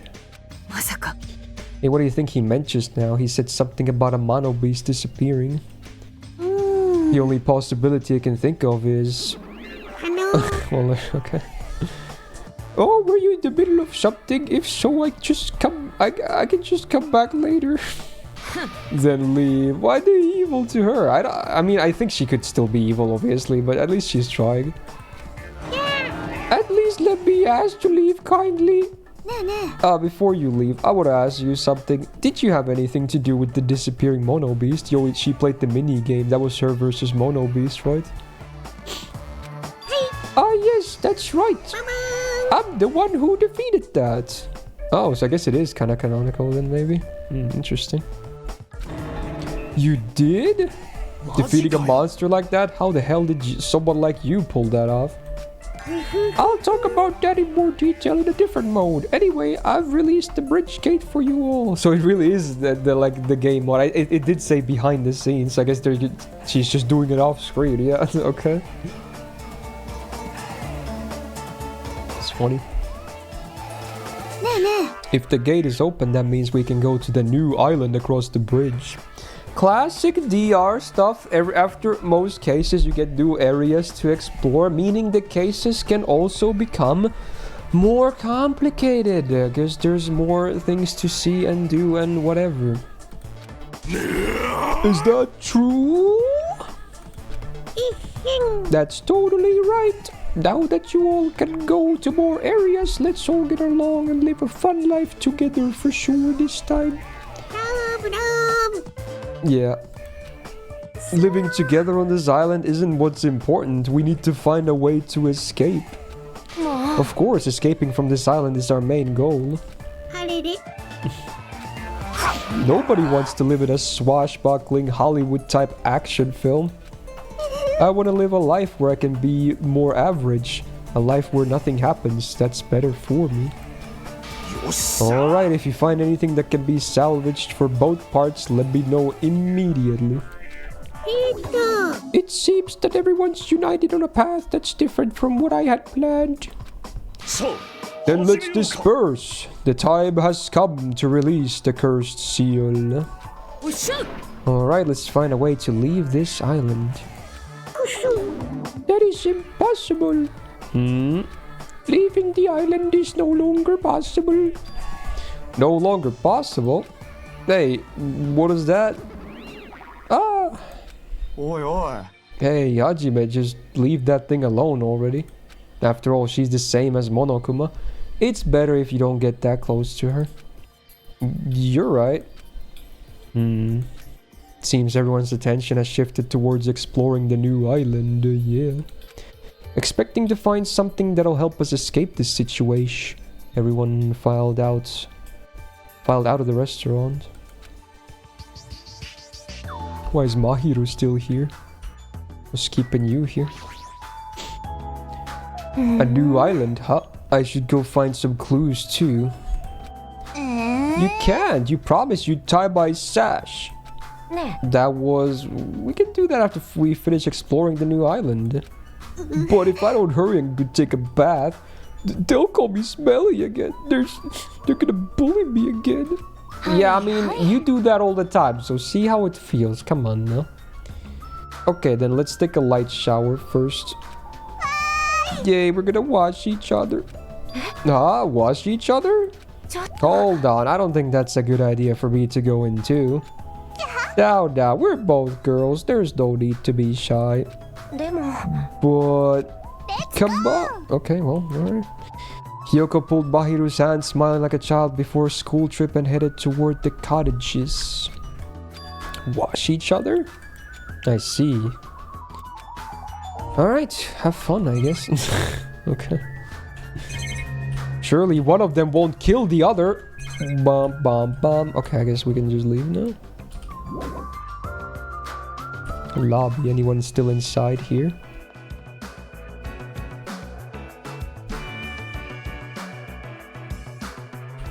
Does not seem like it.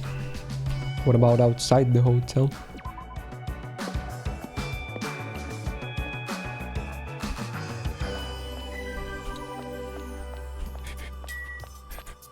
Oh yeah, I assume now that the case is over, you can find new, like, monokumas, like plushies or whatever they were.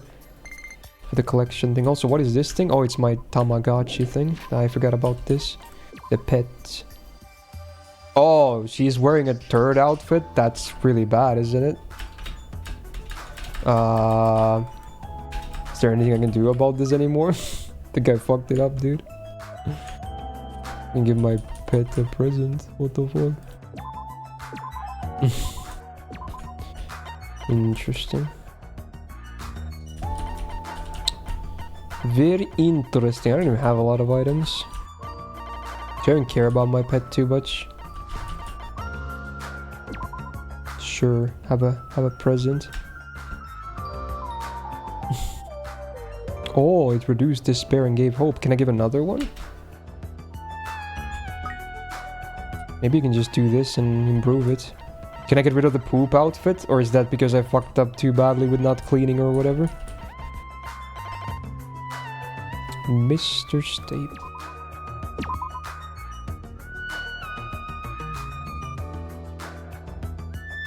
Yeah, it works. Maybe that's good enough for that. Okay. Wait, her name is Shitty Me as well? Is it because of the poop outfit? Bro. It's kinda fucked. So we can do a cheeky save right about now. There we go. So again, there's probably... So I'm probably not gonna scour every corner every time we get a new, like, chapter or whatever for you. Because I think people said that they can even spawn in some older areas after that you've already been looked through. So I guess ideally you would snoop through every corner again and whatnot. But I don't...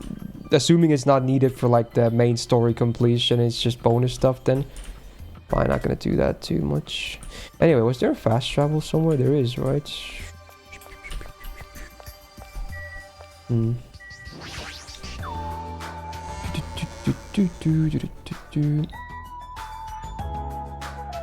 guess we just go on to the new island. How do you fast travel again? Frick. I just clicked. There was a way to do this faster, right? There's a way to try. Is it map? Okay, this is probably the way to do it.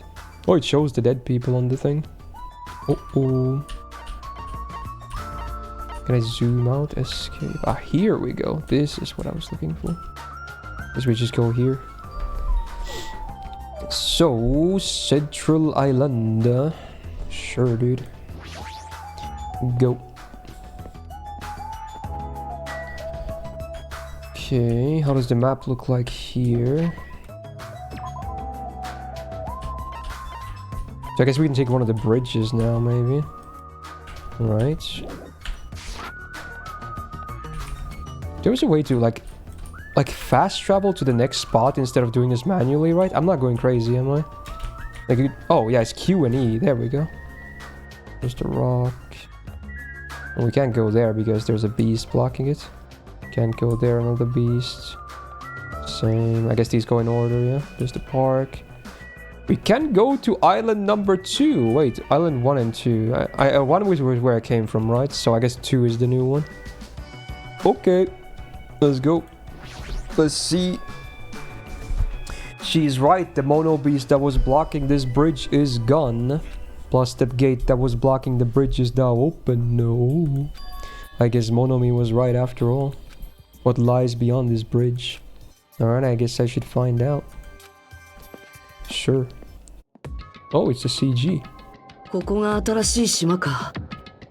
Wow. Look at that. That is a interesting little site.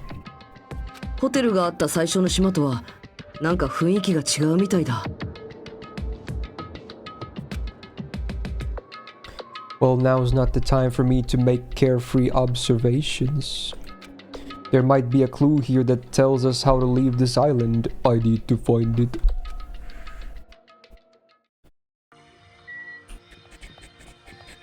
Okay. We got Denise. Yeah, okay. And I don't know what the language that even is. Ancient ruin. Sure. Start with that. Oh, it's the big thing with the roots and everything. What is this enormous building? It has the ambience of an ancient ruin, but its shape doesn't resemble a ruin. Why is she sleeping here? Hey, Chiaki. Ah, sorry, I was dozing for a bit. You didn't look like you were dowsing. You look like you were completely asleep while standing up. Anyway, what's this huge building? It looks like some sort of ruins or a historical landmark. Ancient ruins? That's what you think too. But it's not just a typical ancient ruin, don't you think? I don't know how to say it clearly, but... yeah, it's a mysterious building. It feels like a special place. A special place? I'll check around here a bit more so you can go somewhere else. Come on, just go somewhere else. That is a pout and a half. Double pout, both sides. Is she trying to make me go away? She probably wants to be alone so she can sleep without being interrupted. I get it, but you better not sleep. Let me know if you discover anything. Yeah, leave it to me. Geez, she's completely doing her own thing, but her smile is so innocent. That's even more annoying to deal with. So am I forced to leave? Oh man, I can't explore that yet. I assume if I go back, she's just gonna send me away again. Yeah, okay. Sure. Can you enter this place in between? What was that? Like a path here. Oh, I leveled up apparently. Library.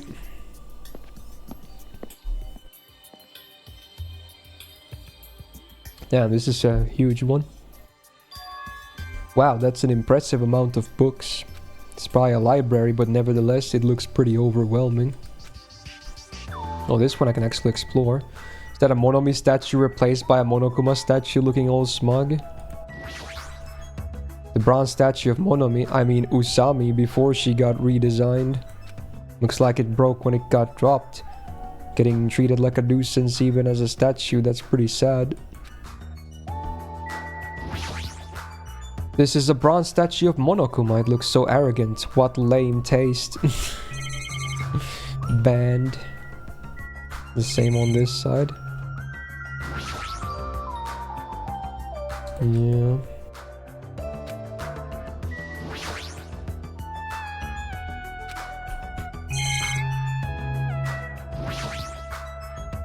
That's a lot of books. A lot of them have really fancy covers. They might actually be really valuable. Well, to a guy like me who can't even read them, they're basically ornaments. Wait, why can't he read them? This is one of those ominous surveillance cameras. So someone must be monitoring us. There's no way they're watching us for our own safety. I see a Monokuma collectible. Boom. Hidden Monokuma. It has a surfboard. Got some coins. Was there a gacha machine in this game as well? I forgot. Maybe there is. Is that how you get gifts in this game as well? Oh yeah, it was in the supermarket or something, right? I think it was. There was some kind of machine there. The books on this shelf, what language are they written in? Oh, that's what he meant. They're not like Japanese. I mean, they do look Western, so it makes sense. If I don't know how and don't know that, I don't even feel like forcing myself to read them. Alright, let's talk to the girls. Sonia, my queen! I'm a little surprised. I never expected to find such a splendid facility. It rivals even my homeland's national library. Oh, huh. But isn't it strange? I mean, does a resort really need a library like this? That is very true, and just as expected, nobody is here either. You're right, the fact that we're the only humans around here is even more strange. Oh. Tada, Monomi is here. I'm reading a book. Since you've come here, would you like me to explain this library to you? I see.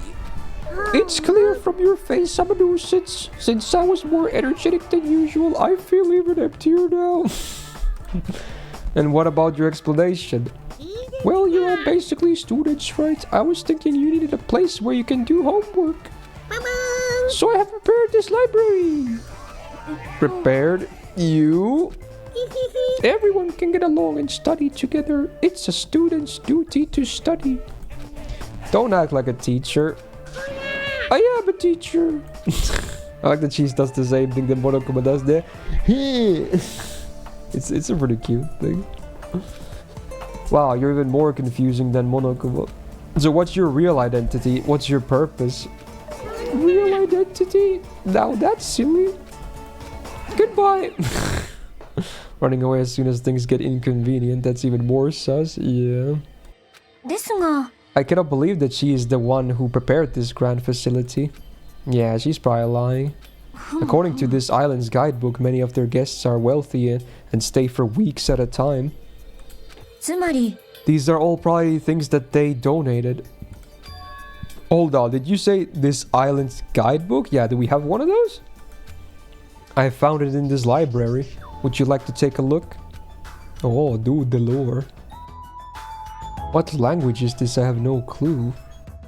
Was this in English for Japanese players as well? Like, is this a privilege for us, or did they change the language again? Because we can, it's definitely in English and you can read it.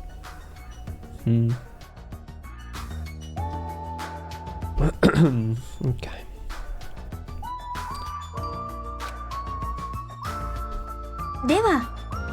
I shall read it on your behalf. You can read it, Sonia? I'm fluent in 30 different languages. It's a requirement for members of the royal family. 30? That's like beyond a polyglot too at that point. What the Florpendorf? 30. Does the royal family have a limit? Jabberwock Island is a small island in the Pacific Ocean known for being a paradise of eternal summer. So this, or summer. This is the Pacific, huh? Interesting. It's like a series of islands. That is what it says. This is exactly what Byakuya told us before. Jabberwock Island consists of a small central island surrounded by 5 other islands. The outer islands were developed as resorts, while the central island houses a large administrative building. Huh? That is strange. I mean, the central island of Jabberwock Island, there was no sign of any buildings at all. The only thing there was the Monokuma Rock and the park. True. Also, according to this guidebook, it says there is a bronze statue in the lobby of that building which symbolizes the island. Isn't that... Yeah. Are you talking about that bronze statue that turned into the mono beasts? But that statue was in the middle of a park, not in the lobby of some building. That is not all. There is another description that strikes me as strange. According to this guidebook, the only way to travel between the 5 islands is by boat. Yeah, but there's bridges now. Huh? Well, some people wanted bridges. Critics worried about their effect on the environment, so none were built. Very sus. What does that mean? Then what are we using to move between islands? There's a possibility that this place is an artificial island like Palm Jumeirah. Artificial island?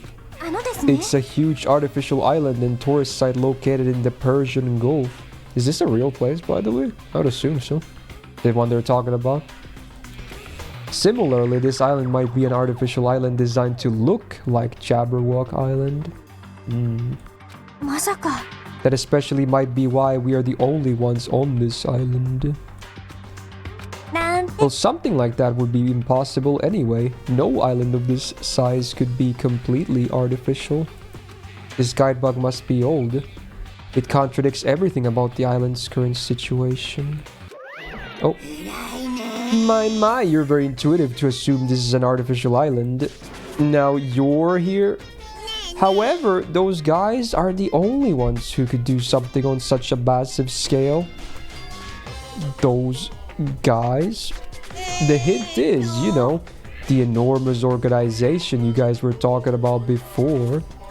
It's true that those guys totally deserve to be called a horrible group of people. Who are you talking about? Oops, that was a slip of the tongue. I should excuse myself before it leaks onto the internet. Hey, hold on a second. But before my voice could reach him, he disappeared as usual.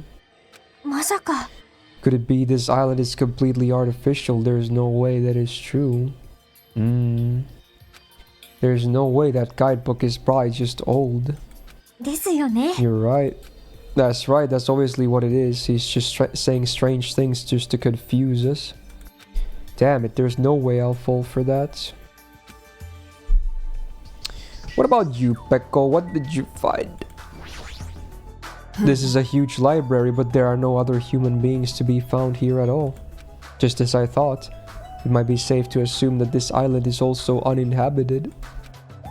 No, she didn't have much to talk compared to Sonia. Are we done here? まさか Yeah. です I guess we're done here. Very interesting, yes. Wait, I should look around with longer. Do I need to look at the shelves again now after talking to them?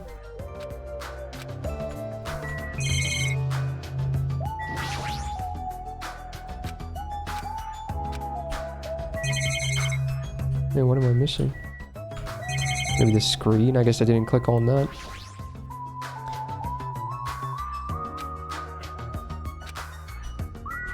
Yeah, I assumed there was like nothing.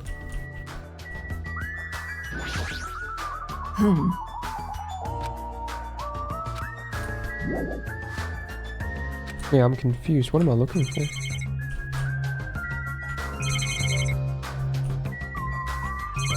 What? Am I missing something? I think I already clicked everything. Huh?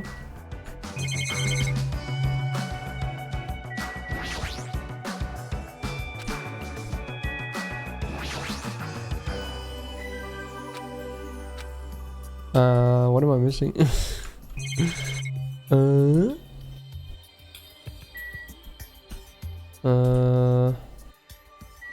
Interesting. Sorry, help me. まさかですよ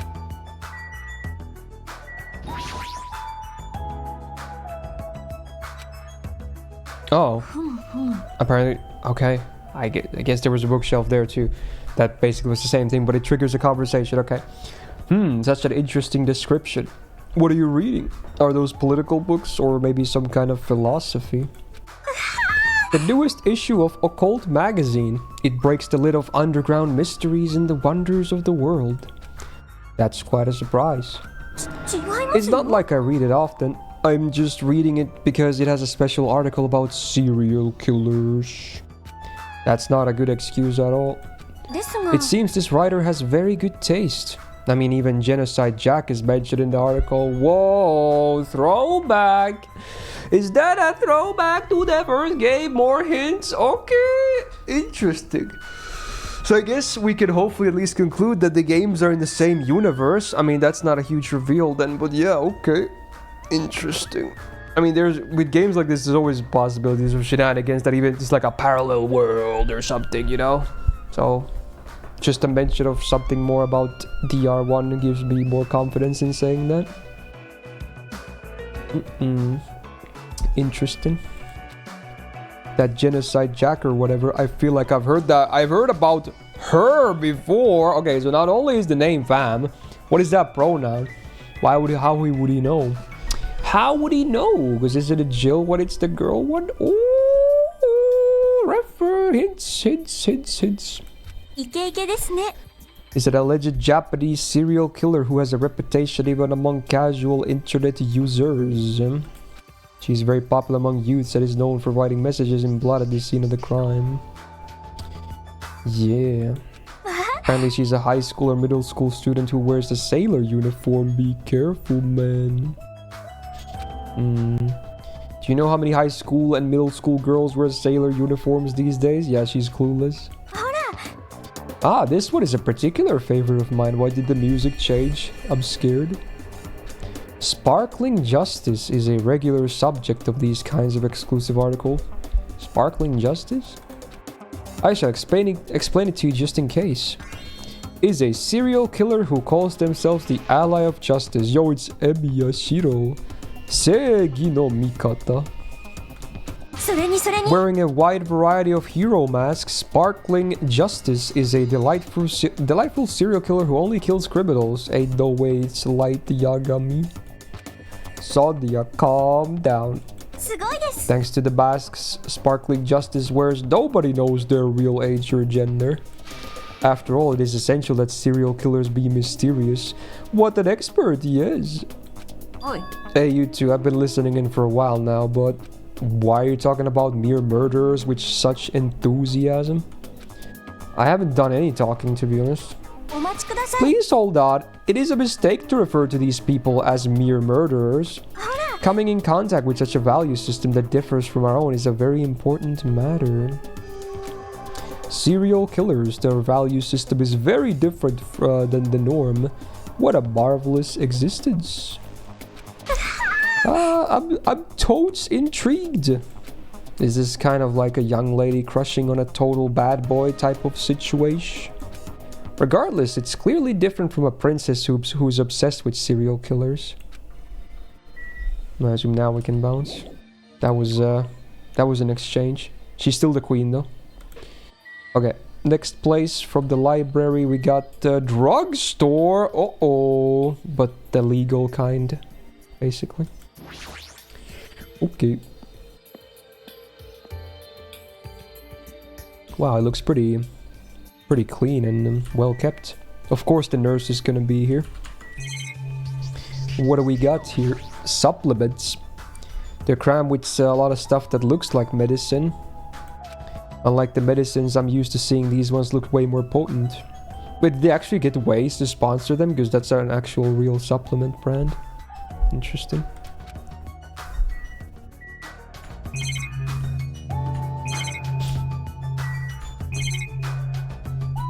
Guess there's not much to click here. Squeep! No, Jackie, good morning. How you doing? What's with you? I'm sorry, I got so excited I started shouting. I was so happy that someone talked to me. Wow. Well, I'm glad to make you happy, I guess. Before, people either hated me or were grossed out by me. Those are such sad choices. Yeah. More importantly, is this a drugstore? It looks pretty spacious. But it looks like there's no one here either. With all these medical supplies, I'm pretty sure we can handle most illnesses or injuries. If you don't feel well, let me know. I'll give you lots of shots. Lots and lots of shots. That sounds dangerous. When it comes to shots, I should definitely decline. Is that it? Wow, that was a really fast checkout. Sure, this will 100% be relevant in some case. That's for sure. Classic. Then we got the diner. Oh, they have a Borgar logo. Dude, I want a Borgar now. Someone get to be a Borgar, please. Okay, right now. Oh, it's the parking lot. It has like multiple areas. The signboard says a diner. I guess I should try going inside. No, check outside first. No, or not. Okay. Yo, it's so old school American.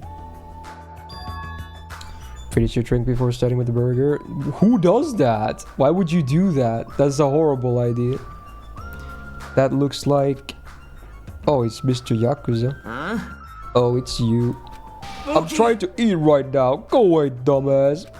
Fuyuhiko suddenly started yelling at me as he held a hamburger in one hand. Wait. Hold on. Why is he here? He wasn't at the restaurant. Why does he know about the new island? True sussy boy. Sigma ball. Sigma ball. That song is stuck in my head. I hate everything. Yes, you literally can't click anything here besides him and the security stuff. Any hidden monokumas? Not that I see any. Okay. Hey, why are you here? How'd you find out we can go to this island? Are you a monkey or something? Do you not understand human language? I told you to leave me alone when I'm eating. Annoying person went out of their way to tell me. Annoying person? Then I found out this place. Then I found this place and now I'm eating here because I'm hungry. Mystery solved. You happy now? So get the fuck out of here and go somewhere else. Whoa, language, sir. Christian stream. Okay. Hey, about that annoying person. Mind your own business. I've got nothing to do with you. Actually, it does have to do with me. I don't know what you're thinking, but we're all in this situation together. You're not the only one stuck on this island. We'll have to work together. You should know that by now too, so... Why are you avoiding us? I'm not avoiding you bastards. I've just decided not to rely on anyone. Not to rely on anyone? That includes the Kuzuryu clan. I can still survive without relying on them. Huh? Hey, are you actually...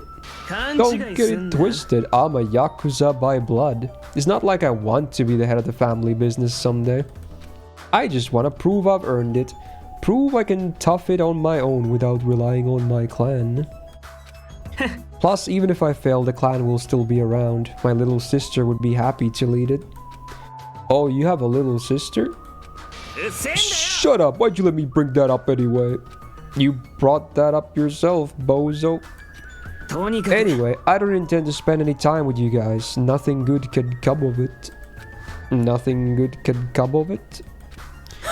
Isn't it obvious? In this kind of situation, interacting with others will just shorten your lifespan. Those idiots, Byakuya and Teru are proof of that. Plus, it'd be frustrating to be held back by affection when it's my time to kill. Yep, you're still saying that? Of course, I'll sacrifice the lives of everyone here if it guarantees my survival. Even if you don't actually mean that, you're awful just for saying it.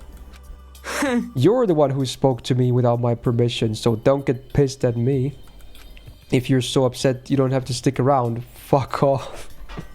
Okay. What the hell? It was stupid of me to talk to a guy like him. Damn. Yeah, I'm leaving, dude. Who died? Oh, it was Byakuya and Teru.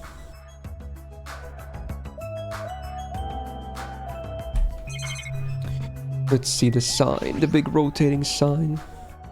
The diner's signboard is spinning. A spinning restaurant signboard on an uninhabited island is kind of freaky. A bit. Any monokumas? Don't see any. Is this a tunnel? What is this? Chandler Beach. You can go here. Oh. Okay. A scream? That voice just now, wasn't that Ibuki? This has to be a bait pod. Still, serious mode. Oh, you can walk around here.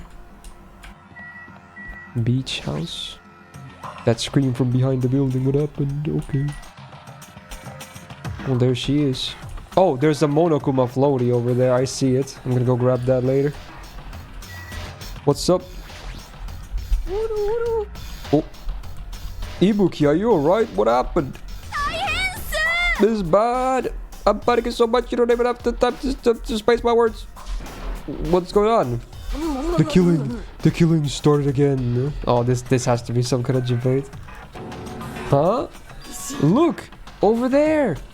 So I glanced over to the beach where she was pointing her finger. Oh, why they're fighting? Yo. It's a fighting game now, yo. Muda! Okay, I see you. I get it. Oh, it's because he has the chain, so he's supposed to be Jotaro. That's kind of, yeah, more JoJo references.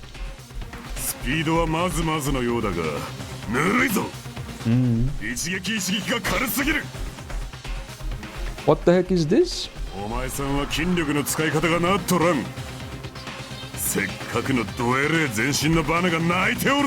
Wow.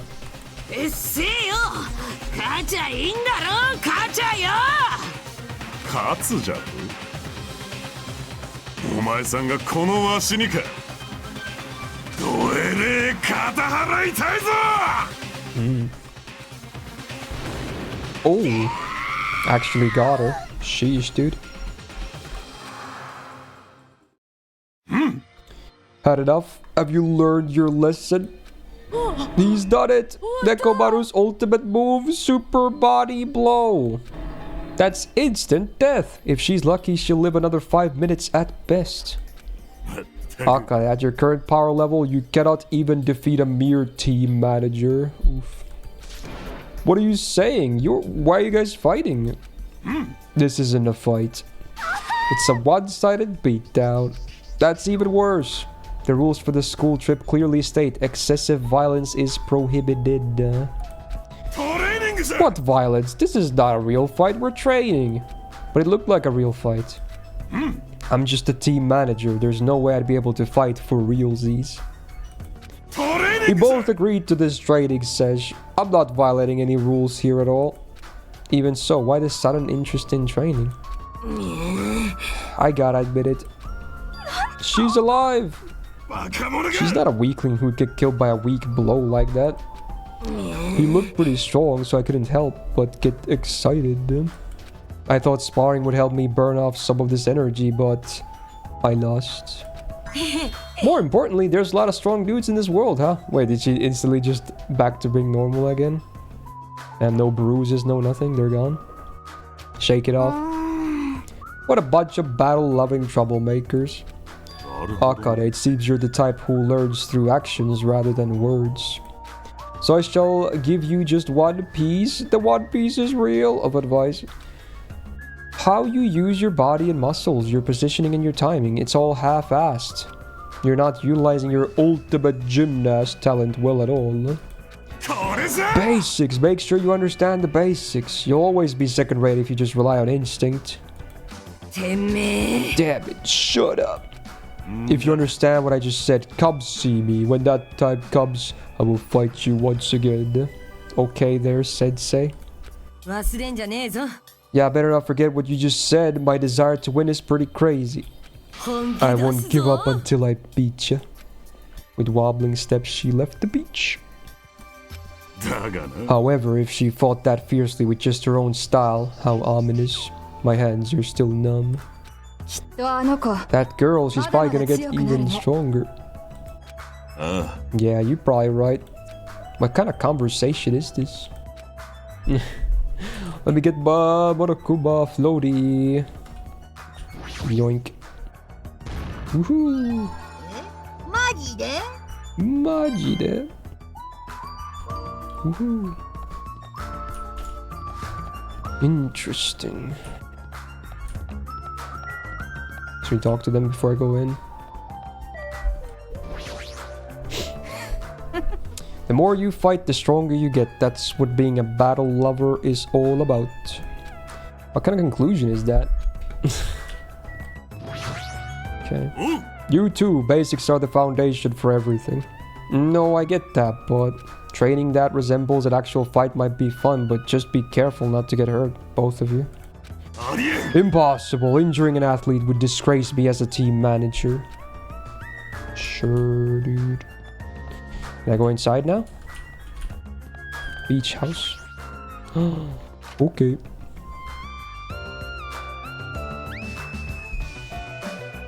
Oh, it's soda.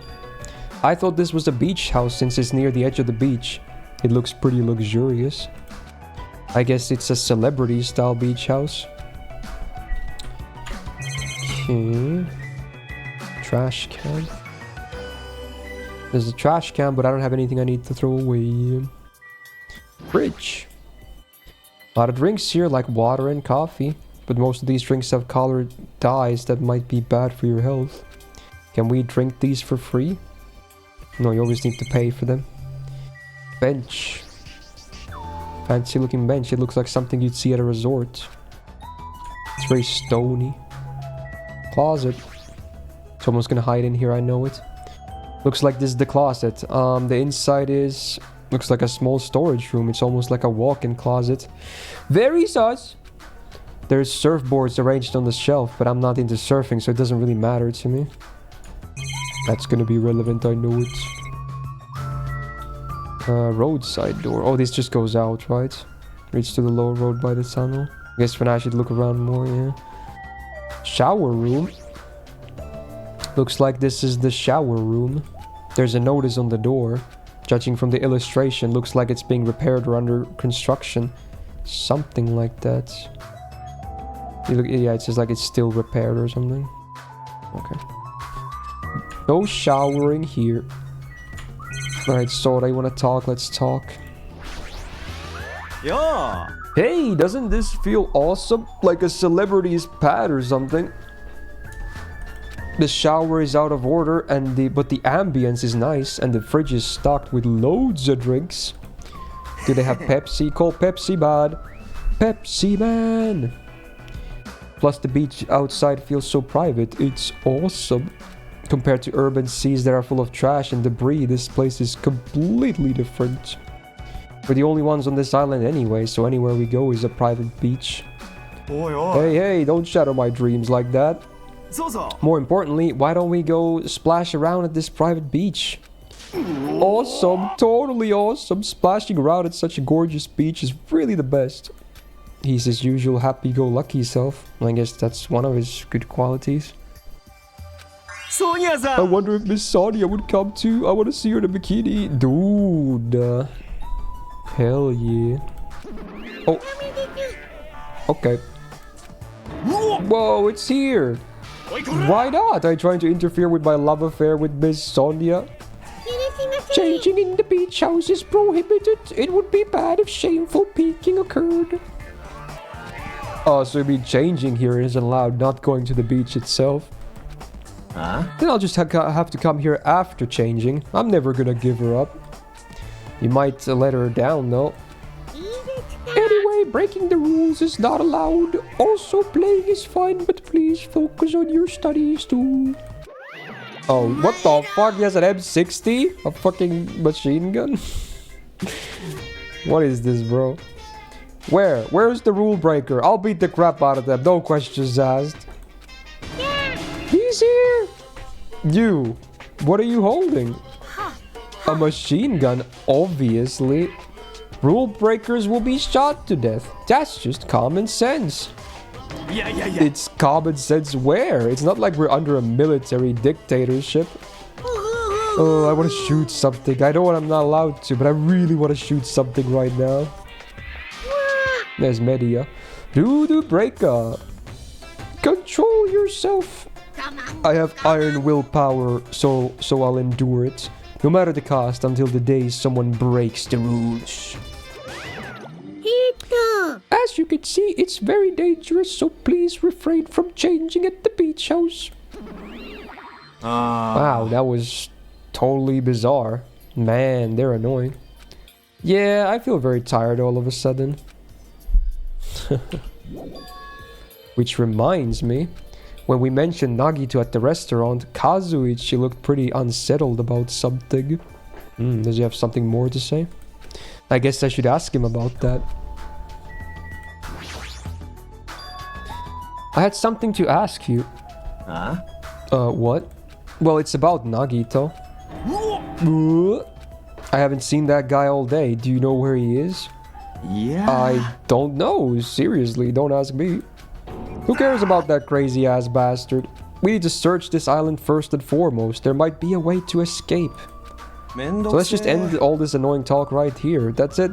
All done. He ended the conversation very forcibly. Just as I had thought, he's definitely hiding something. It was also Nekomaru, right? That was sussy. Both of them. Hinata-kun. Oh, she's here now. Oh, it's you, Chiaki. What happened? I'm letting everyone else know too, but can you come to the ancient ruins on this island right away? Or did she actually find something and didn't just sleep? You can, right? Right away. Okay, hurry up. Based on her pushy tone, she might have found some kind of clue. And I guess I should head over to the ancient ruins. Alright, he's just gonna teleport me there? Sure. We're back! Yay! Oh, everyone else is here too. What the heck is this? Such a gigantic building. However, it is clearly faded. It looks like an ancient ruin. いや、 It seems perhaps this is an actual ancient ruin. なんなの? How should I say this? Don't you think this building resembles a school? Wait a minute. True. Also, there's a vault door. Wait a minute. Wait a minute. School? True. I never actually thought about it earlier. Now that you mention it, I don't know how, but I do see what she means. Ooh,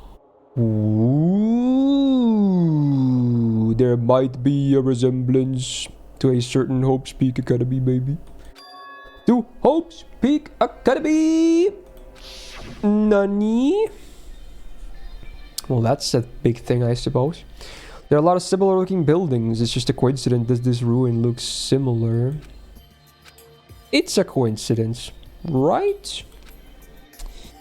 You found something, right, Chiaki? What did you find?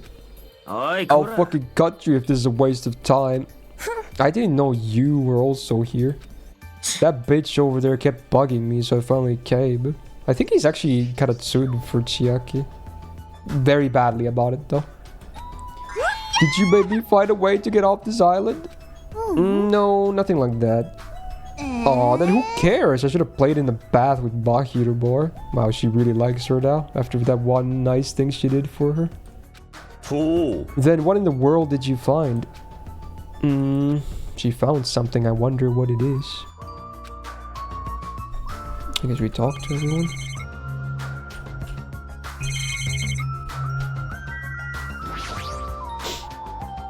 I can go closer. See what the door says. What is this? Ancient ruins? There's a strange ambience to it. I should listen to what Chiaki has to say first.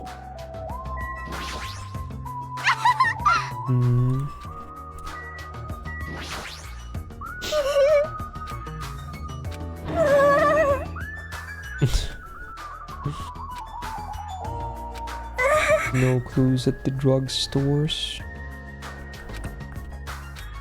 Lots of shots though.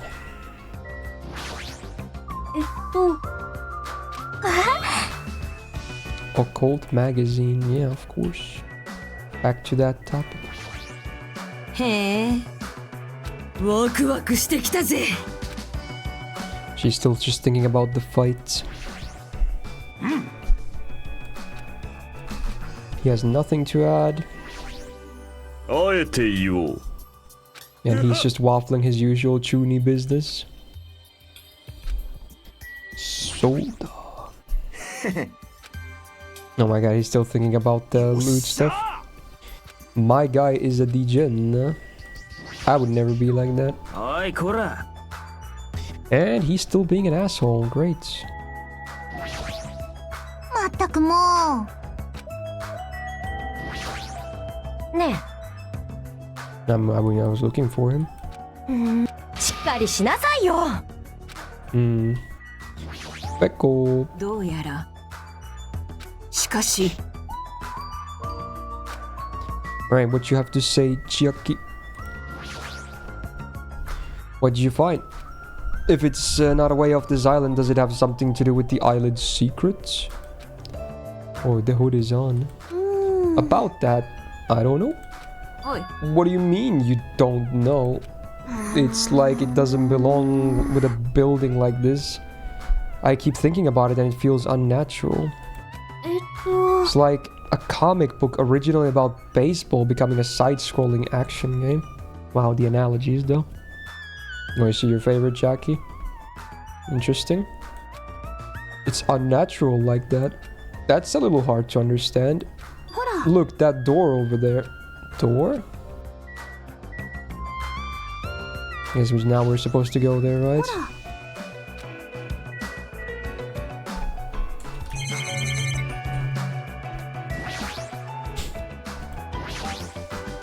It's hard to make out from all the dust, but this is the door you mean, right? Yeah, it looks like the door to the ruin. So what's wrong with this door? Can you go inside? Before we attempt to go inside, let's try brushing off some of this dust and clearing some of these root things off the door. If you do, I'm pretty sure you'll understand what I mean by unnatural. I don't really understand, but I guess we should try what she says. You're right. Just as she said, we brushed off the dust and cleared the roots that were stuck to the door. And then... It's a vault door. It doesn't feel like it belongs in an ancient ruin. Oh, I never noticed there's kanji in it. It says Mirai, future, and then I assume there's behind him there's an arrow to the right. It's like this way to future, basically. It's like a door from a sci-fi movie, don't you think? It definitely doesn't fit with an ancient ruin. And what is the symbol on the door? It looks like it's Japanese. It is. You're totally right. I'm sorry if it's just my misunderstanding. To me, it looks like it says Mirai or future. Yes, it does. I can confirm. Future. Oh, it's not an arrow. It was like another symbol next to it. Maybe that's just like an open handle thingy. Who cares about a symbol on the door? More importantly, how do you open it? What's inside? It looks like there's a liquid crystal display next to the door. Could the two be related? Alright, that must be the key to open this door. It's probably set to open when you type the password. Wow, he's a genius. Acting all high and mighty, so what's next? It's obviously impossible to put in the password without any hints. So you're saying a normal person can't open it but a Yakuza can? That's hilarious. Shut up. If we just type whatever, we might get it right. There's no way you're gonna brute force that. I think we should wait. Doesn't that seem dangerous? What do you mean dangerous? Because that thing next to the panel doesn't look like a gun. Yeah, it's a Gatling gun. In fact, that's totally a gun. That's a gun? If it is, it's probably very dangerous. It's possible you might get shot if you mess up the password, right? It's not an unreasonable take. Damn it. It can't be helped. Looks like it's better if we don't mess with it for now. He's totally freaked out. Shut the hell up. You do it then. But still, a building like that looks like an ancient ruin with a door like it's from a sci-fi film. It's definitely unnatural. This is probably an important place. Yeah, probably a reasonable conclusion to come to. Important place, huh? The problem is, how is it important? Oh, both of them. Okay. You're both quiet? You guys know about this building too, right? Just be honest with us. No, I have no idea at all. I don't know either. For now, everyone should focus on gathering the hope fragments. Hey, there's no way you guys don't know. Don't just show up and tell some lousy lies. You guys are probably the ones who covered that door with dust, right? Ah, just as I thought. You guys were hiding it on purpose, right? Hey, don't talk like we're equals, you trashy bitch. Oh, dude, you gotta calm down. I'm sorry. Say you're sorry, bitch. Oh my god. I just said it, I'm sorry. Is it possible that there's a connection between this door and the reason the island is uninhabited? For example, this place might be a shelter and there might be natives inside. Something happening that would make them hide in a shelter? If so, we're all screwed. Oh, dude, the nuke is gonna drop. Uh-oh. This is a prequel to a Fallout game. This is an actual vault with a civilization inside. Several possibilities cross my mind, but it looks like there's no way to confirm it yet. That door is really sturdy, but not in a material sense, more essential than that. Huh? What are you waffling, bruh? For instance, even though Monomi and I can come and go as we please, we can't enter what's beyond that door. Nani? You can't go inside too? Does that mean you're the same as me and... Oh. Wait, so she was implying that they're the same, but then something else is the same? Because she was like, you're implying you're the same as me and... Is there gonna be a third bear at some point or something else? Interesting. I feel like that was a pretty big thing to remember. Okay, interesting. Anyway, she's getting blasted again. Feels bad.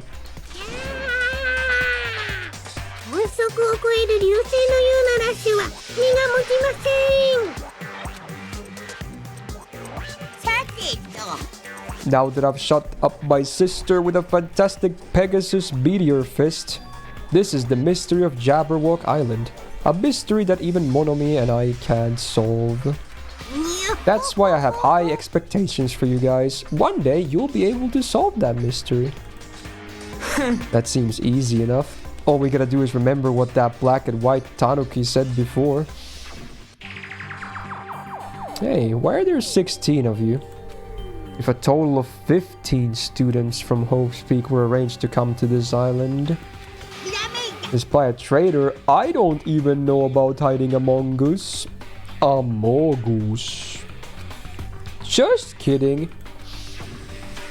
Yeah, that was the thing I forgot about as well. There's a traitor among us. She said it, Mogus, Mogus, Mogus. That's what that ugly Tanuki said before. Calling me ugly and a Tanuki, those kinds of silly names don't depress me in the slightest. He's totally depressed. If there's a traitor, they probably don't know how to open the door, right? And there's probably boats or a way to contact the outside world beyond that door. I feel like that's optimistic, but sure, dude. Or maybe whoever is controlling Monokuma and Monomi is hiding there. That's more reasonable. But do you really think there's a traitor? Amogusu? Of course there is. Who the hell is it? Hurry up and confess. There isn't. There's no traitor anywhere. Monokuma, what about you? You're the one who mentioned it. There's the laugh. What's so funny? Oh, have you guys heard of an organization called World Ender? What the hell? That sounds ominous as hell. World Ender? I'm the one asking you a question. Don't just change the subject. I understand why you want to just ignore it. World Ender is such an embarrassing name. So embarrassing that only middle school students, no, wait, elementary school students would come up with it. But the name is unavoidable because that organization actually exists. So what is this org? It's literally what it says. Those guys ended the world. Well, that is a thing. Ended the world? Whoa. That's not an overstatement or a metaphor, you know? Those guys really did end the world. So don't you think it's appropriate to call them World Ender? You mean they're a terrorist organization? Terrorists, huh? That might be accurate. But only losers are terrorists. If they manage to win, they become heroes. Interesting. In that sense, they're more like heroes. They're the heroes who ended the world. Kind of backwards, I feel like. So what? Don't say things that don't make sense. Don't tell me you're gonna say this org is the one putting us through all this crap. World Ender. Are you saying that you and Monomi are also members of that org? Who knows? The only thing I can tell you is the org that the traitor is working for, the ones who brought you to this island. World Ender is behind it all. So there's an inside man, a student supposedly that Monokuma claims that belongs to World Ender and that they also did this whole situation. That's a lot of claims. Why are we being targeted by a horrifying org like that? Don't panic, it's just another made-up story to trick us, like when he said we lost our school memories. I can't suspend my disbelief for something as ridiculous as World Ender. There's no way that org or the traitor exists. Monokuma, I shall listen to you spout nonsense all you want, while I puff cigar smoke at your lifeless body. Okay, dude. I was kind enough to keep you guys informed. Are you calling me a liar? If you keep acting like that, I'll do this and that to your various body parts. Anyway, I'm telling the truth. The World Ender org is the final boss of this island. Plus, one of their members is hiding Amogus. That's why you guys gotta find that traitor and kill them dead. Hey, you better stop. Shut up, Borobi. Big brother defying trash like you needs to be punished. No, don't pull my ears. They're gonna come off. They departed from the area, leaving the rest of us dazed and confused. What was that just now? Is there anybody who understood what he's talking about? No idea. And she's tired again. For now, since the sun is setting, we should just go home for the day. I think it's a waste of time for us to keep thinking about this. You're probably right. But it's getting dark soon, so going home might be a better idea. Let's just call it a day. I mean, sounds good to me. After exploring the new island, all we've uncovered are more mysteries. Classic. As we lowered our heads and bemoaned that reality, we began heading back to our cottages. That's a long walk, isn't it? Oof.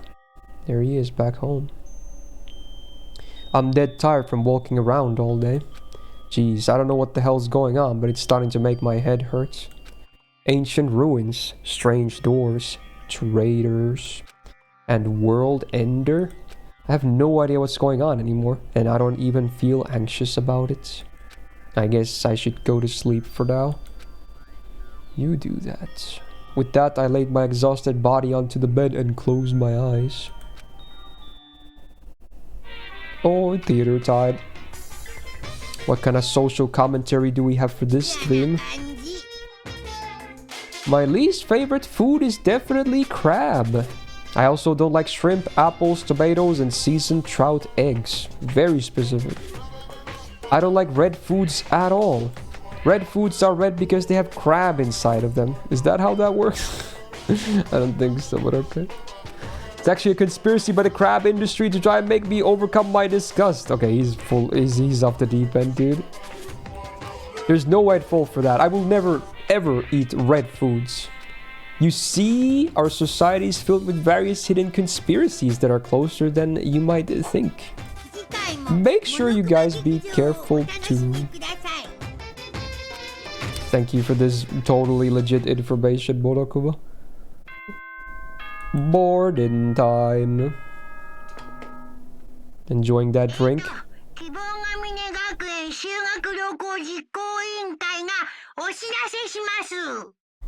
お前らグッドモーニング。本日も絶好の南国日和ですよ。さて、今日も全開気分で張り切っていきましょう。行きましょう。Morning already, huh? Feels like morning came so quickly, like the night got skipped or something. That explains why I feel so tired. But I'm hungry, so I should just go to the restaurant and eat something. Alright, we finished day 1 of chapter 2. We got to explore the new areas. Don't get many answers, but yeah, now we kind of know the facilities and whatnot. Minus the insides of the maybe Hope's Peak building ruins or whatever. Dude, I think that's not a bad spot to save. I think that's pretty good. So at some point, there's gonna be something bad happening again. Because, you know, that's just how the game works. But yeah, it's not bad at all. We're so back to DR2. Hopefully picked again sooner than last time. I think it was a small gap there. But I think my memories of the important stuff at least are fairly intact. So that's nice. Because God knows we played the first game pretty slow too. And I still managed to kind of stay on track there too. Surprisingly. But yeah, cool. Very, very nice. Danganronpa. Maybe next time we'll try some of the Monomi mini game as well. Okay, great. Please don't crash my OBS. I didn't realize that. I probably should have kept it up. Okay. Let's see. I think with that, we're probably good to go, right? Assuming I didn't crash. I think we're fine. I can still see myself moving on the camera. Okay. Secure a rerun one. We should probably do that eventually. I think I would enjoy the game a lot more on my second go. The doc for tomorrow will be open at the stream start. Yes, because again, the reason why they are we do a new one per every one of those review streams is because I can't obviously cover everyone's submissions anyway, so it'd be even more unfair if I covered some old ones. You know, I should prioritize the people that are actually there at those streams, basically. Even if they can only stop by, that means that, you know, at least they were there, you know? So, it kind of has to be like that. Yeah. Black screen, yeah, it's meant to be black screen. I just closed the game. Because we are basically done for today. But yeah, I'm surprised my throat survived as well. Because obviously playing 2 visual novel-y games, that's a lot of reading stuff out loud. But hey, if anything, that's maybe a good sign for the tier list to come later this month. Because that's going to be a lot of yapping as well. And so is tomorrow, actually. So here's hoping that's going to go fine too. Probably not going to blabber too much for the rest of the day in preparation. But there you go. I'll be opening the new subset form after this, so if you already have ideas for next week, you will be able to vote very soon. And I do recommend voting early as well, in case you happen to forget. I'll try and drop reminders, obviously, during next week's stream as well, as I tend to do. But hey, you might as well vote early if you already kind of know what you would like to see. And even if you change your mind later, you can always resubmit, because I'll always remove the older votes. So no harm in kind of voting early anyway, even if you change your mind later. So there you go for today. Thank you so much for all the subs, the resubs, the gifted subs, the bits, the tips, the follows, and most importantly, thank you so much for being here with me today on this lovely little Saturday, on this weekend as well. 1st of February, not a bad start at all, I want to say. And tomorrow we're going to conclude the week with the support review Sunday stream of FGO for the month of February. Also check YouTube in case you missed it. There was a buff on, or 2 buffs on JP today. I made a video covering those earlier today as well. So if you want to hear what the buffs are about, what I think about them, do check that video. So there you go. Gonna get some dinner next, and I'll talk to you guys tomorrow at the same time as always. So have a great rest of your Saturday, Sunday, wherever it is you're at. See you tomorrow, dudes.